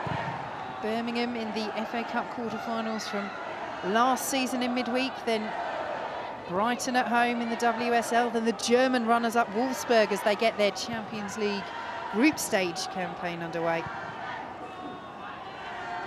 And Katrin Berger, another former Birmingham player, really has improved, not just with match-winning saves and saves at the right time, but game management, we just saw there, running the clock down when you can.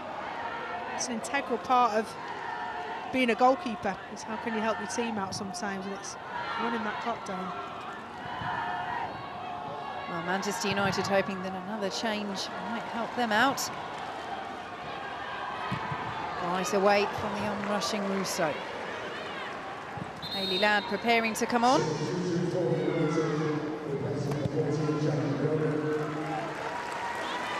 And she will replace the Netherlands midfielder Jackie Groenen.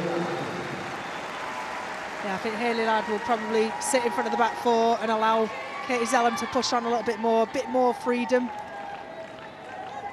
It's where she's most dangerous, Katie Zellum. From range, gets a little half a yard. Gets the shots on target. Well, they have to try something, and that look at the watch will tell you that Mark Skinner knows as well as the rest of us they are running out of time.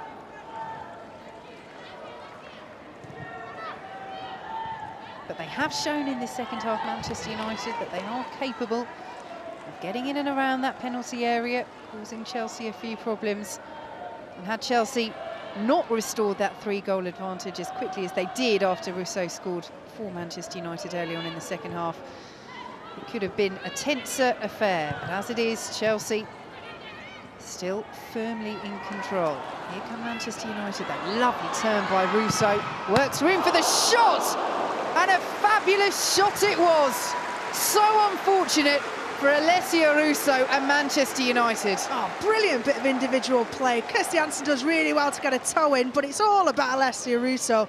Keeping a distance, shielding the ball between the player and the ball. She gets a yard off, powers away and absolutely rockets that. Berger in the Chelsea goal would have had absolutely no chance. Warning signs for Chelsea, despite the 3-goal advantage. Encouragement for Manchester United. Right away for the defending champions. Little tug by Torres Dossier. Well, Nina Harder certainly thought there was one. Still making the point to the assistant. Manchester United come forward. Blundell looking for the run of Toon. Berger's come a long way. Centre half's header that.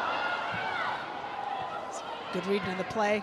Simple as that. It's the goalkeeper's job nowadays, isn't it, to be that sweeper keeper? Exceptional. Kirby looking for Harder. Easy for Mary Earps.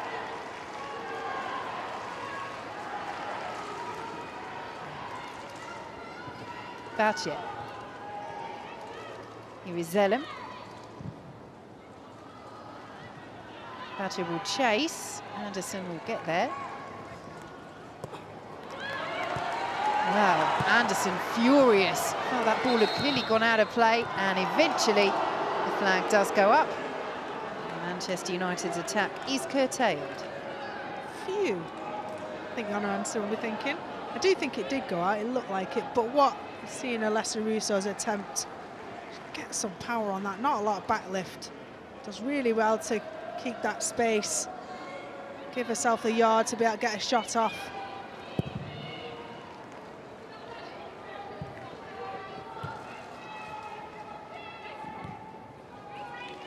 Here is Ladd, the substitute, looking for Russo once more. Certainly changed the dynamic of Man United this second half, having that player pinning back, Alessia Russo pinning back the back line of Chelsea. It just creates more spaces in between for the midfielders to get on.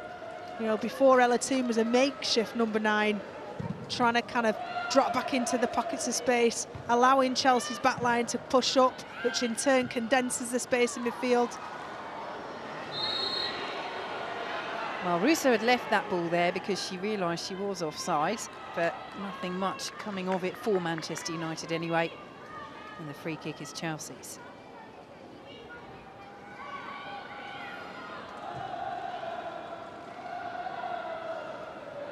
But when we talk about where Manchester United are as a project, 2 fourth-place finishes and making up a lot of ground, in particular last season, finishing just a point behind Arsenal, who took that final Champions League place in 3rd. Making up a big gap to the top 3 compared to the previous season, and the trajectory is positive for Manchester United as Eriksson appeals for the decision. Will go out for a Manchester United throw. It absolutely is. The trajectory is positive. Got to put it in perspective. WSL's been around for 10 years now.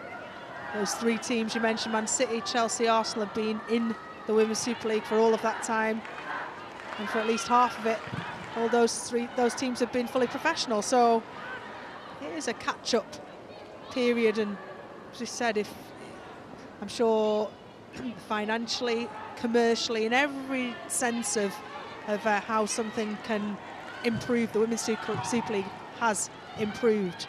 And so Manchester United are coming in as first-timers just 3 years ago.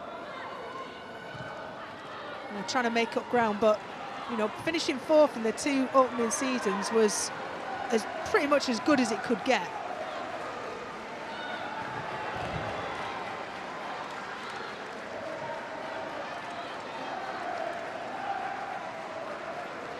Well, again, Chelsea drawing on their squad depth. Jessie Fleming, who won Olympic gold with Canada in Tokyo this summer, and Bethany England, who scored 3 times for England over the international break as the flag is up against Leah Galton. Tight decisions here going against Manchester United. Yeah, I think she had just strayed offside, was watching it as she wanted, a couple of yards offside. An easy one for the assistant referee on this side. Not so tight. But they are getting in those positions where if they can hold the line, hold the runs, they can cause Chelsea some problems. It would take an almighty comeback, though, to prevent Chelsea picking up their second win of the season. And it has been, you have to say, Rachel, a perfect response from Emma Hayes' side after that opening day defeat to Arsenal at the Emirates. Yeah, because she'll have been disappointed not only with the result, but with the game management. There was, none of it. Every time a goal was scored, there was a goal conceded, and it was back and forth. So she'll be looking now. Yes, they've conceded in this second half. It's 1-1 in the second half. But from this point onwards, she will be absolutely desperate to not concede, to show that they can see games out. And yes, there's a 3-goal margin, but that's how she'll be visualising it, Emma Hayes. Manchester United doing their best to reduce that margin, but yet can't keep hold of it. Well anticipated Torres Dossier.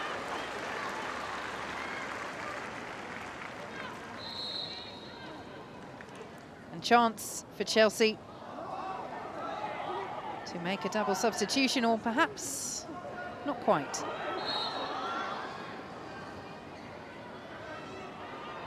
Well, they had the chance. I think there is a last-minute discussion as to whether that's the change they definitely want to make. Calling another couple of substitutes down from the warm-up area.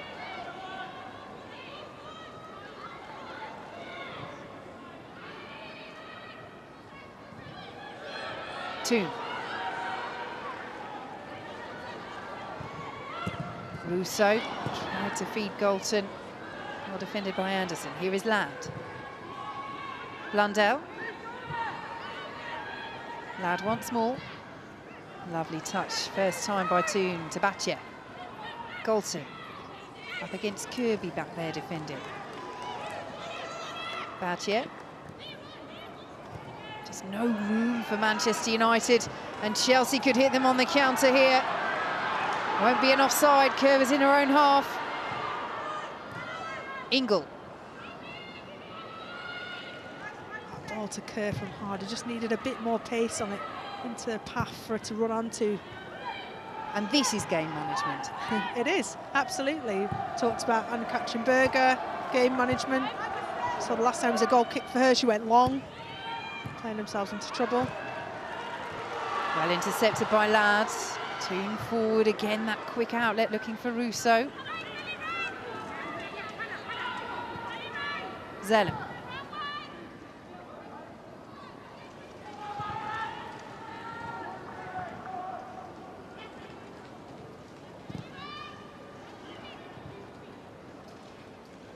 Batje. Galton tried the 1-2.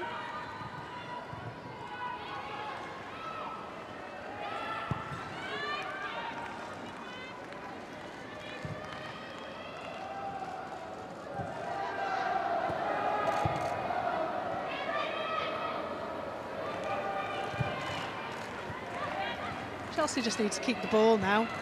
Try not to get frustrated, try not to force things. Keep the tempo with it. Manchester United will a renewed sense of confidence in this second half. Nicely worked by Anderson and Leipold. Sloppy ball in the end, easy for Torres Dottir. Here is Blundell.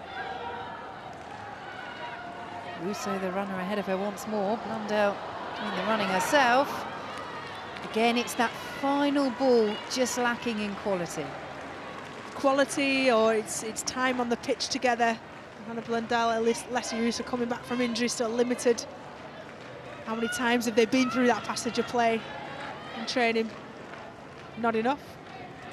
Well, Bethany England and Jessie Fleming still waiting to come on. There will be a triple substitution, though, for Chelsea, so a slight change. More allowed 5 substitutions in the WSL. Kerr trying to slide it through to Harder. Miscontrol from the Australia captain. Manchester United will bring it away. Here is Ladd. Lovely feat from Ella Toon there to keep her team out of trouble. Really good defending from Torres Dottir with Ella Harder.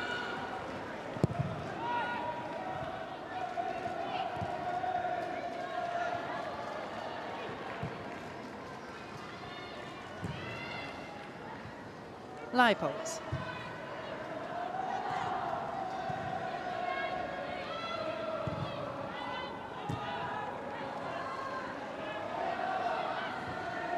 Well, one back by Batje. Hansen. Carter did well. Anderson with the clearance. Little joy for Manchester United at the moment in the Chelsea half. But that's done well there. Toon fouled by Millie Bright. That's always going to be an uneven matchup physically. Bit of an over-eager Millie Bright there. It was good play from Manchester United to turn the ball over from Chelsea. And Chelsea were hounding around them, trying to win it back. Just a little bit late. And as you said, physical mismatch. Well, here come these substitutions, and Fran Kirby, having notched her 50th WSL goal, makes way. Bethany England is on.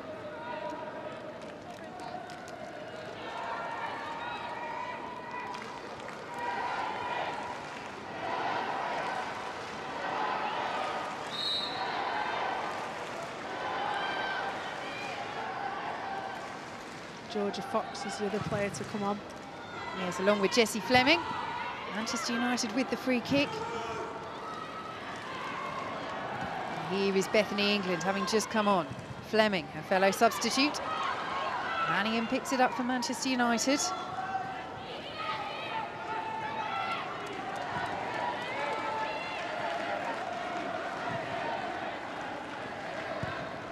Toon.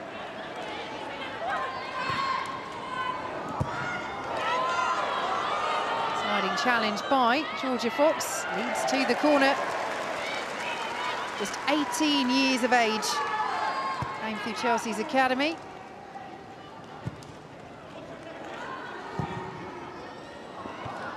And Katrin Berger just got something on it for Chelsea. But again, it's positive from Manchester United. It's wonderful to see Georgia Fox on there.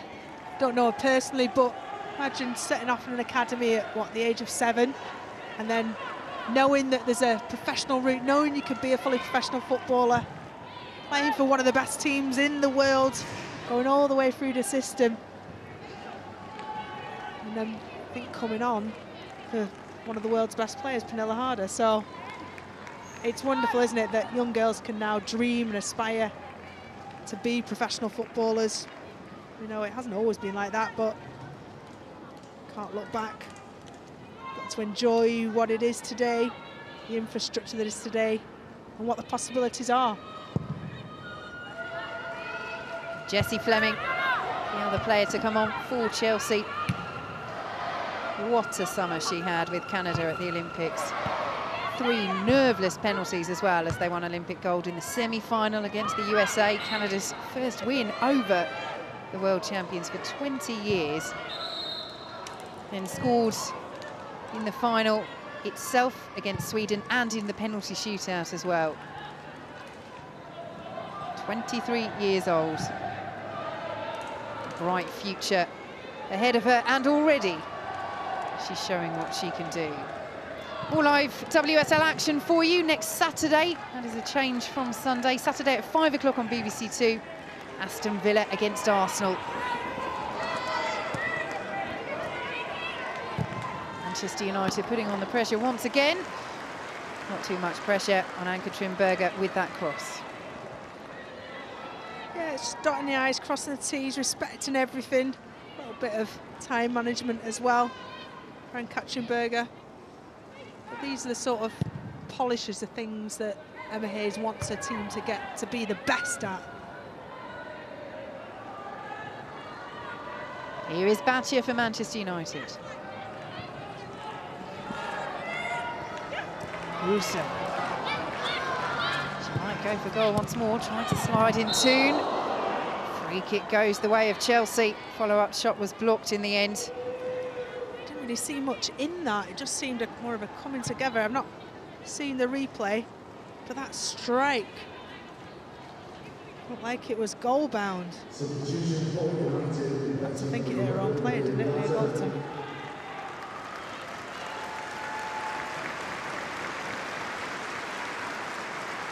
Well, Manchester United's turn to make a change.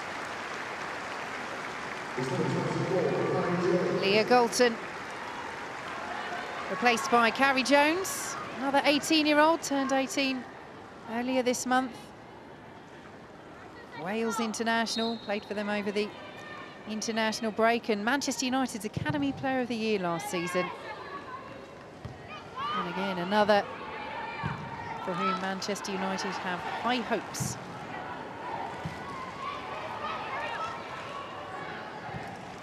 But it's been a learning curve for them this game. Third match under their new manager, Mark Skinner. Plenty to reflect on after that 100% start to the season, 2 wins from 2. Definitively coming to an end at Leigh Sports Village this afternoon. Oh, they were certainly no doubt outplayed in the first half. Done well to match them in this second half. Ingle almost winding one up there. Here is Bethany England up against Battia.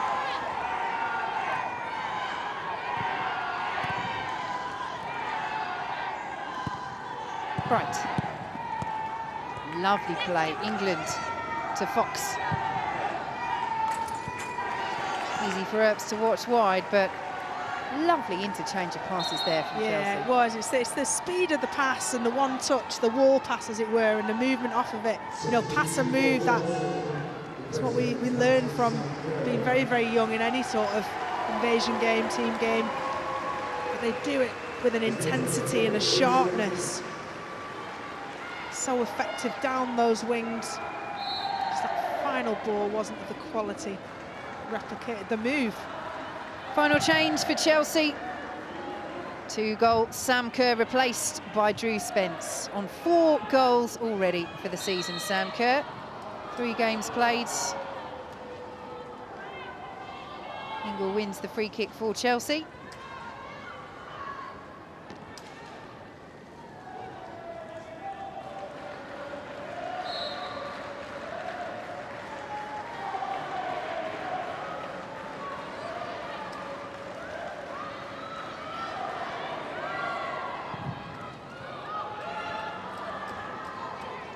England flicks it on. Earps is there.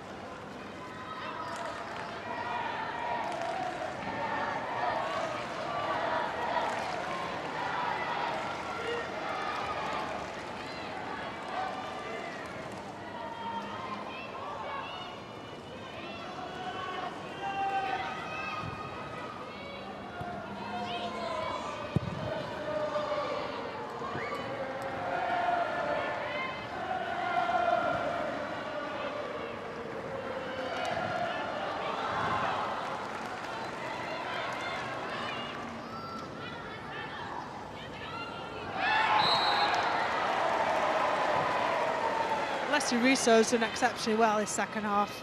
Manchester United fans will be itching to see more of her. Hopefully she'll be fit enough to start some games. Certainly with Lauren James leaving, short on out-and-out number 9s, Manchester United. Zellem over this free kick for the home side. Also is in there again. Good take from Berger, but really providing that threat, as you say, Alessia Russo, for Manchester United.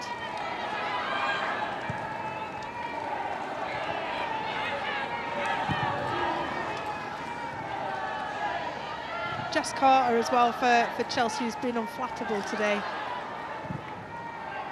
She's shielded the ball exceptionally well. She's been really composed in possession. She's defended exceptionally well.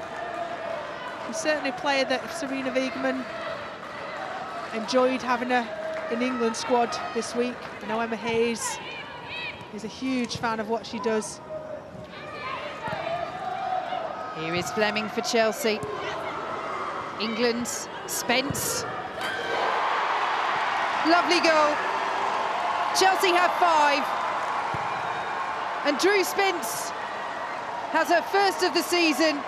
She's closing in on 50 Chelsea goals. That takes her to 49. And their longest serving player has put the cherry on top of the cake. Manchester United 1, Chelsea 5. It's a good little set-up. I think United again a little bit tired. You could see how disjointed their back line was. Nobody pressed her down. Lovely little layoff from Beth England. And Drew Spence, being only been on the pitch a few minutes, was not going to miss the opportunity to dispatch that. Her minutes have been limited with Chelsea in recent seasons, but she's a huge presence and character, a wonderful servant of the club. Seen it in every guise of this club, from amateur to semi-professional to now fighting on all fronts, as you earlier said. Manchester United still fighting for a goal. Toon should have been a goal. Oh, touched over by Berger. Excellent save by the Chelsea goalkeeper, denying Ella Toon. Fantastic. She's not had a huge amount to do, and Katrin Berger, but sign of a wonderful goalkeeper. When's required, has the agility and the concentration to be able to set, strong hand, tip that over. Manchester United corner. Berger there again. And she's in some discomfort here, Ann-Katrin Berger. Nah, she's just buying herself a little bit of time. Did really well to come and collect that nice early shout. Commands her box exceptionally well. Gets a little push off of, I think as a Man United player, give herself a bit of space. That's what Kirsty Hansen's there for, is to try and stop Ann-Katrin Berger doing that.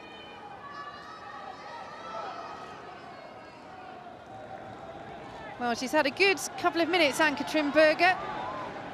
But your player of the match won't be a goalkeeper this afternoon, Rachel Brown-Finnis. No, I'm desperate to have a goalkeeper one day as a player of the match. But today, player of the match, Pernille Harder, in the way that she rallied that front three. She gave them that energy and that impetus to really rattle Manchester United and start the free-flowing goals that came in that first half. She was that catalyst, and individually, brilliant goal that she scored. A well-deserved Barclays player of the match, Pernille Harder of Chelsea. And a well-deserved 3 points for Chelsea it will be this afternoon. Now Hansen goes down. And looks to be in some difficulty here, Kirsty Hansen. She's taken a couple of knocks in this match. Well, this is the last thing he needs. Oh, she looks in some distress. She's holding the back of her calf or her knee.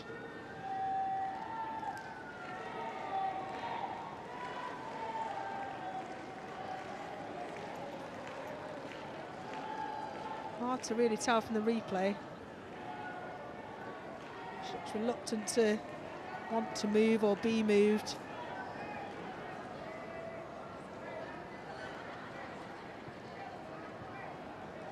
That's a good sign. Well, she has been one of their bright sparks in what has been a difficult afternoon for Manchester United. Going down with a real cry of pain, but thankfully back up to her feet.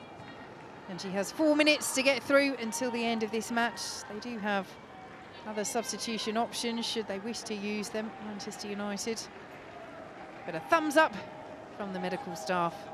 Yeah, do you know what, sometimes, we didn't hear a scream, she wasn't crying in agony, but sometimes you feel maybe a loose body in your knee, something where you think it's a really serious injury, and actually once you get over that kind of fright, have a little feel, have a little gingerly get yourself back moving, kind of think, all right, I'm not severely injured.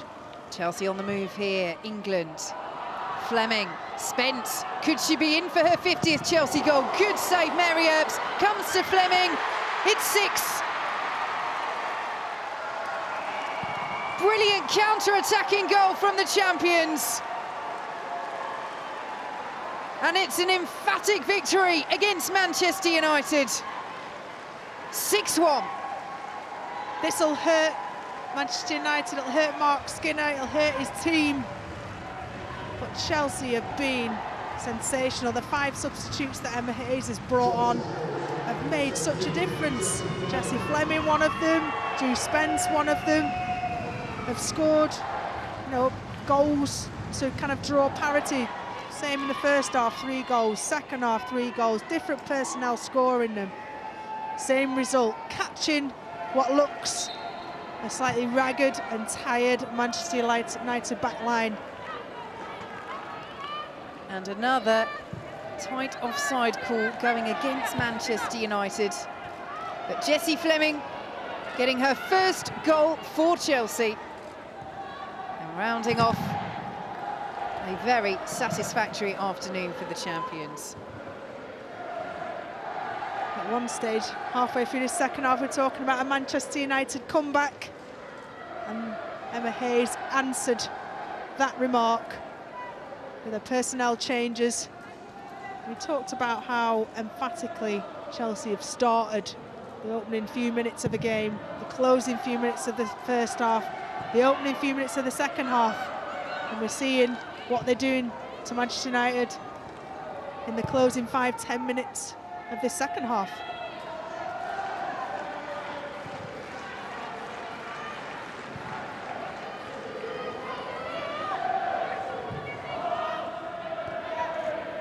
Blundell.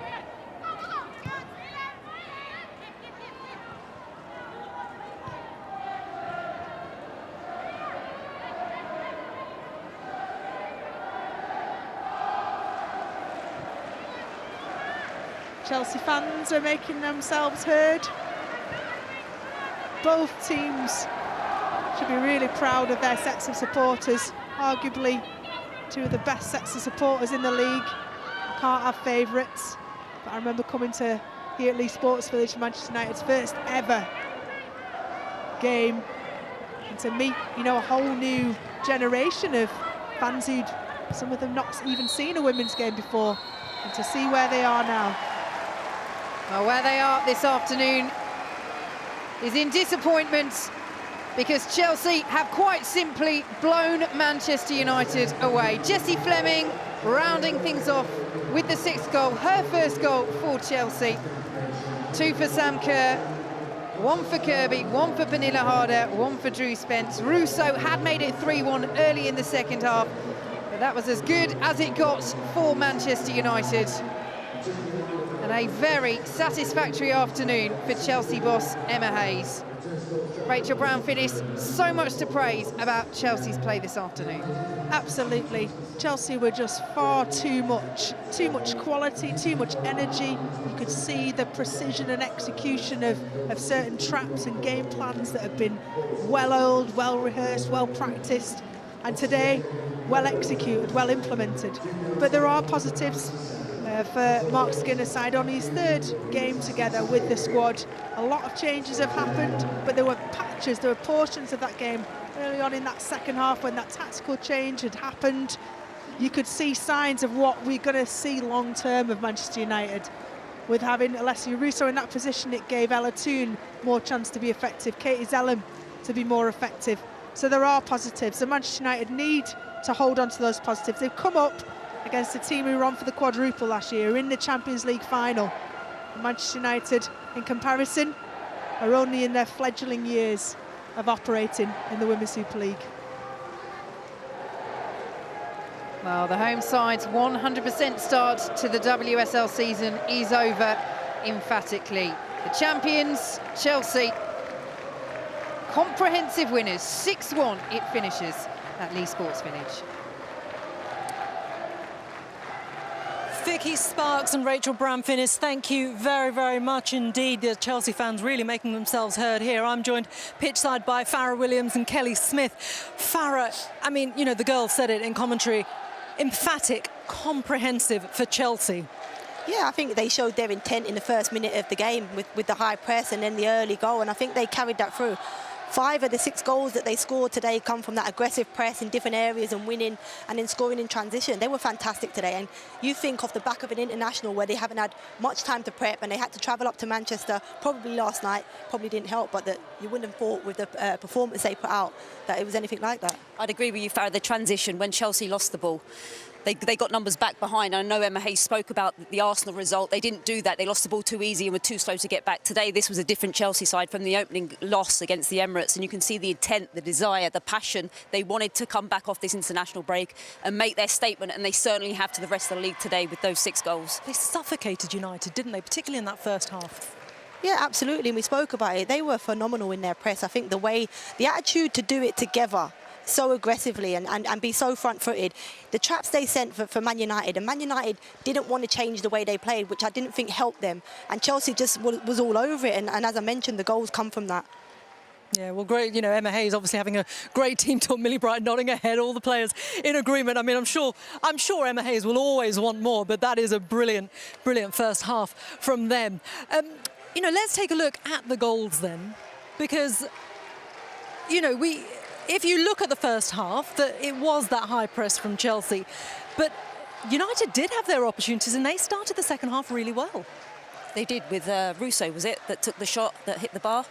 But they were, yeah, from the start of this first half, they were on the front foot the whole time, high pressing, like Chelsea did to Manchester United in the first half, and it got them straight back into the game. You can see here they on the front foot, playing the ball forward, and it's a great little dink in there, and Millie Bright. It's not an own goal, but I think you can see from the changes from half-time. Yeah. This is a change that Mark made at half-time. He brought Russo on up front and played her in the 9, which allowed Ella Toone to get in that pocket where she's so effective. And as I mentioned there, Russo just stretching a little bit, stretching that Chelsea back line. Ella Toone finding herself in pockets, finding a great slide pass between Chelsea centre-half.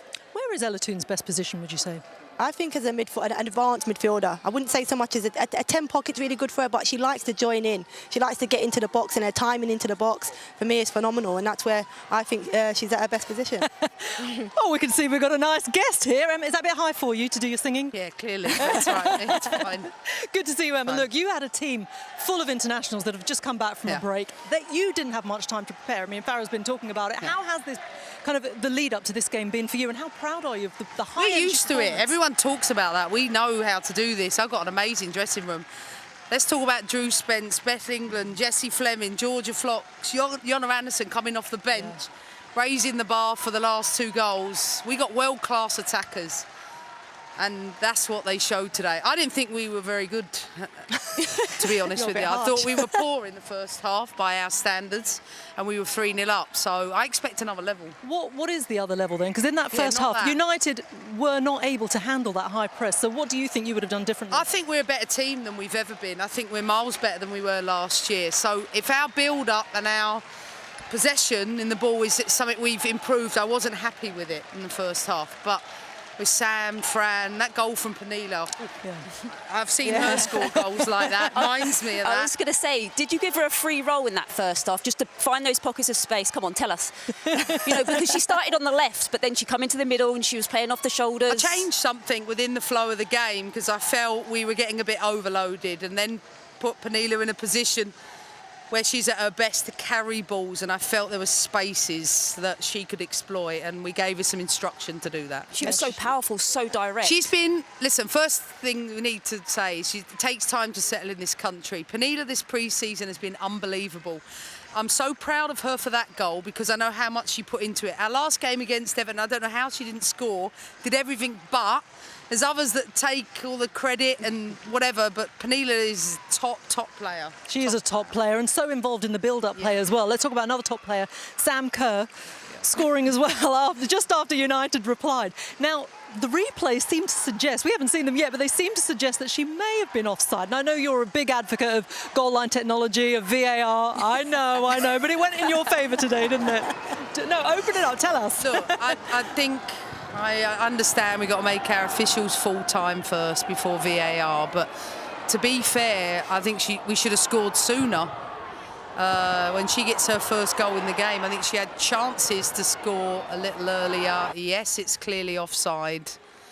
If you look at the replay, look at the position of the linesperson. But listen, we've got to keep putting the investment into our officials and support the FA to develop them for the next level, and then hopefully technology will follow that. Yeah, Emma, it's been great to talk to you. Really a comprehensive victory. Enjoy your trip back home. Thank you very much, Emma. We'll see you later. We can catch up now with the player of the match. Pernilla Harder is with Joe Curry.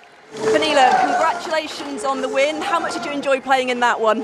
Yeah, it was a great win. 6-1 away against Man United. It's an amazing performance. To defend. Sometimes we're so good in transition as well. So I think what it's doing against us, a way to solve it and score a lot of goals. You scored a wonderful goal this afternoon. Fran Kirby and Sam Kerr also on the score sheet. How much do you enjoy playing alongside those two? Oh my! That's two amazing players. We just have fun in there. But yeah, I mean also the whole team. I think we have a really great team now. You also see with the players come into the game, they have an impact, score goals, work hard. I think that's one of our biggest strengths this year, that we have such a big squad. That was such a dominating victory, but Emma's just said there are parts of the game where she didn't think Chelsea played very well. How much better could you get this season? How much more to come is there? I don't hear what you're saying, to be honest. I don't know what to answer. I can't hear you. I was going to say, how much better can Chelsea get this season? How much better we can get? I think we can get better all the time. We develop from every game, from every training we have. I think we play better now than last season, and I think we will get better and better. You are the Barclays Player of the Match. Here's your trophy. Congratulations. For me? For you. Thank you. She is such a star player, isn't she? We heard Emma with so many plaudits for her, and rightly so. And she did score that wonder goal, the one that you like that one. But let's talk about Drew Spence, because that's another thing that Emma had mentioned. She came off the bench and scored a goal like that, making it 5-1. She's a seasoned player. She's not got the starts that she wanted to the last few seasons. She's a squad player, but she plays her role well, doesn't she? She pops up with goals in the midfield. From the midfield, she's physical, she's demanding, and to get on the score sheet, she's delighted here. She just pops up, and it's a great finish, bottom corner, and she's so pleased to score. She goes and celebrates with the fans, but yeah, really pleasing for her because her role has changed for Chelsea over the years. Yeah, she's had to be really patient, like plenty of the players in this Chelsea side, and that's one thing Emma does really well. She manages a lot of big names who want to start, but they all have to wait their turn. Yeah, they do, and managing players, top players that want to be involved in every game isn't an easy job. This hasn't taken Emma a short space of time. Emma's been here now, this going into her 10th season as a Chelsea coach, and players like Drew Spence's role within that time has definitely changed. But for Drew Spence to keep herself at the levels, to come into games and be able to impact like she did today with a goal and an assist for Fleming, is fantastic. It's credit to her in terms of her, what she does away from just training with the team, because you have to do a little bit more. You can't just do what the rest of the team are doing, because you have to be above that level to keep yourself at the fitness levels that you're needed to come in for 5 or 10 minutes like she's been doing so. Yeah, well, let's look at Fleming's goal that Drew Spence assisted. It made it 6-1. This was a really good counter-attacking goal, wasn't it, Kelly? Yeah, it was. Chelsea breaking numbers. They get numbers forward as quickly as they can. You see Fleming just on the outside there. As soon as she plays that ball in, she's on the overlap, and she's still there carries her run on, and she gets her just rewards there. You know, like Emma said, she's come on, and both subs have come on and been an impact, and that's delightful for Emma Hayes to want and to work with. And, you know, she fully deserved that goal. Yeah, I think the willingness, you see on the counter-attack, I mean, the counter in terms of Drew Spence and the energy and speed that she shows to get herself within the box, to get a shot away, and then Fleming following up. You can get players that would assume that Drew Spence is going to score that goal and don't make the box. Fleming's anticipated the keeper potentially saving, or Drew Spence maybe not executing, and she's there for the rebound. Fantastic team effort today. Yeah, absolutely. OK, so United with plenty of work to do, but a comprehensive victory for Chelsea. And let's look at what is coming up on the BBC throughout the next week. 100,000 runners, 100,000 reasons to push yourself, to make a difference, to win. Whatever the goal, this year, more than ever, we run together. The London Marathon, next Sunday. Coverage starts at 8 AM on BBC Two and iPlayer. So the London Marathon is next Sunday. Before that, there's highlights from all the weekend's WSL matches on the Women's Football Show tonight at 11:30 on BBC One. We return next Saturday with live WSL coverage between Aston Villa and Arsenal. That's on BBC Two at 5 PM. And Kate Cross and Alex Hartley talk about life off and on the cricket field with star guests in No Balls, the cricket podcast. That is available now on BBC Sounds. OK, there's plenty more football to come on the BBC next week, of course, in the form of the Women's FA Cup, the quarter-finals. You're going to be joining me, aren't you, Kelly? Big at London Bournemouth. derby. Big London derby. Well, interesting, yeah, so Arsenal against Tottenham, a repeat of last season as well. It's interesting because obviously the men's game is going to be taking place later. There's a lot more beef in that one. But in terms of the women's game, there's not so much history, is there? But there is still that point of the fact that they are still North London clubs. Yeah, there isn't that history there because Tottenham, certainly when I was playing, were a few divisions below. It's only been the last few seasons that they've been up in the FA WSL, so that rivalry isn't there as much. I think the Arsenal players want it to be there, and so do the Spurs female players. But any time that you play in those games, it is fierce, it is physical. You know, Arsenal have really developed, they've really strengthened their squad this season. It's pleasing to see, being that I'm a former Arsenal player. You know, Nikita Paris coming in, Iwabushi, Manyum from Norway. So they have more attacking prowess now to compete in this league and try and win the league. Yeah, OK, just very quickly, Farah, so just reflecting on this game again, for Manchester United, if you're Mark Skinner, what lessons have you learned? I think if we, you know, in the preview show, when he spoke about, you know, this team's about learning, about developing and taking opportunities, I think this is an opportunity for them to learn from the levels that they want to get to and where Mark Skinner want to take them. Chelsea are at a different level to where Manchester United are at right now.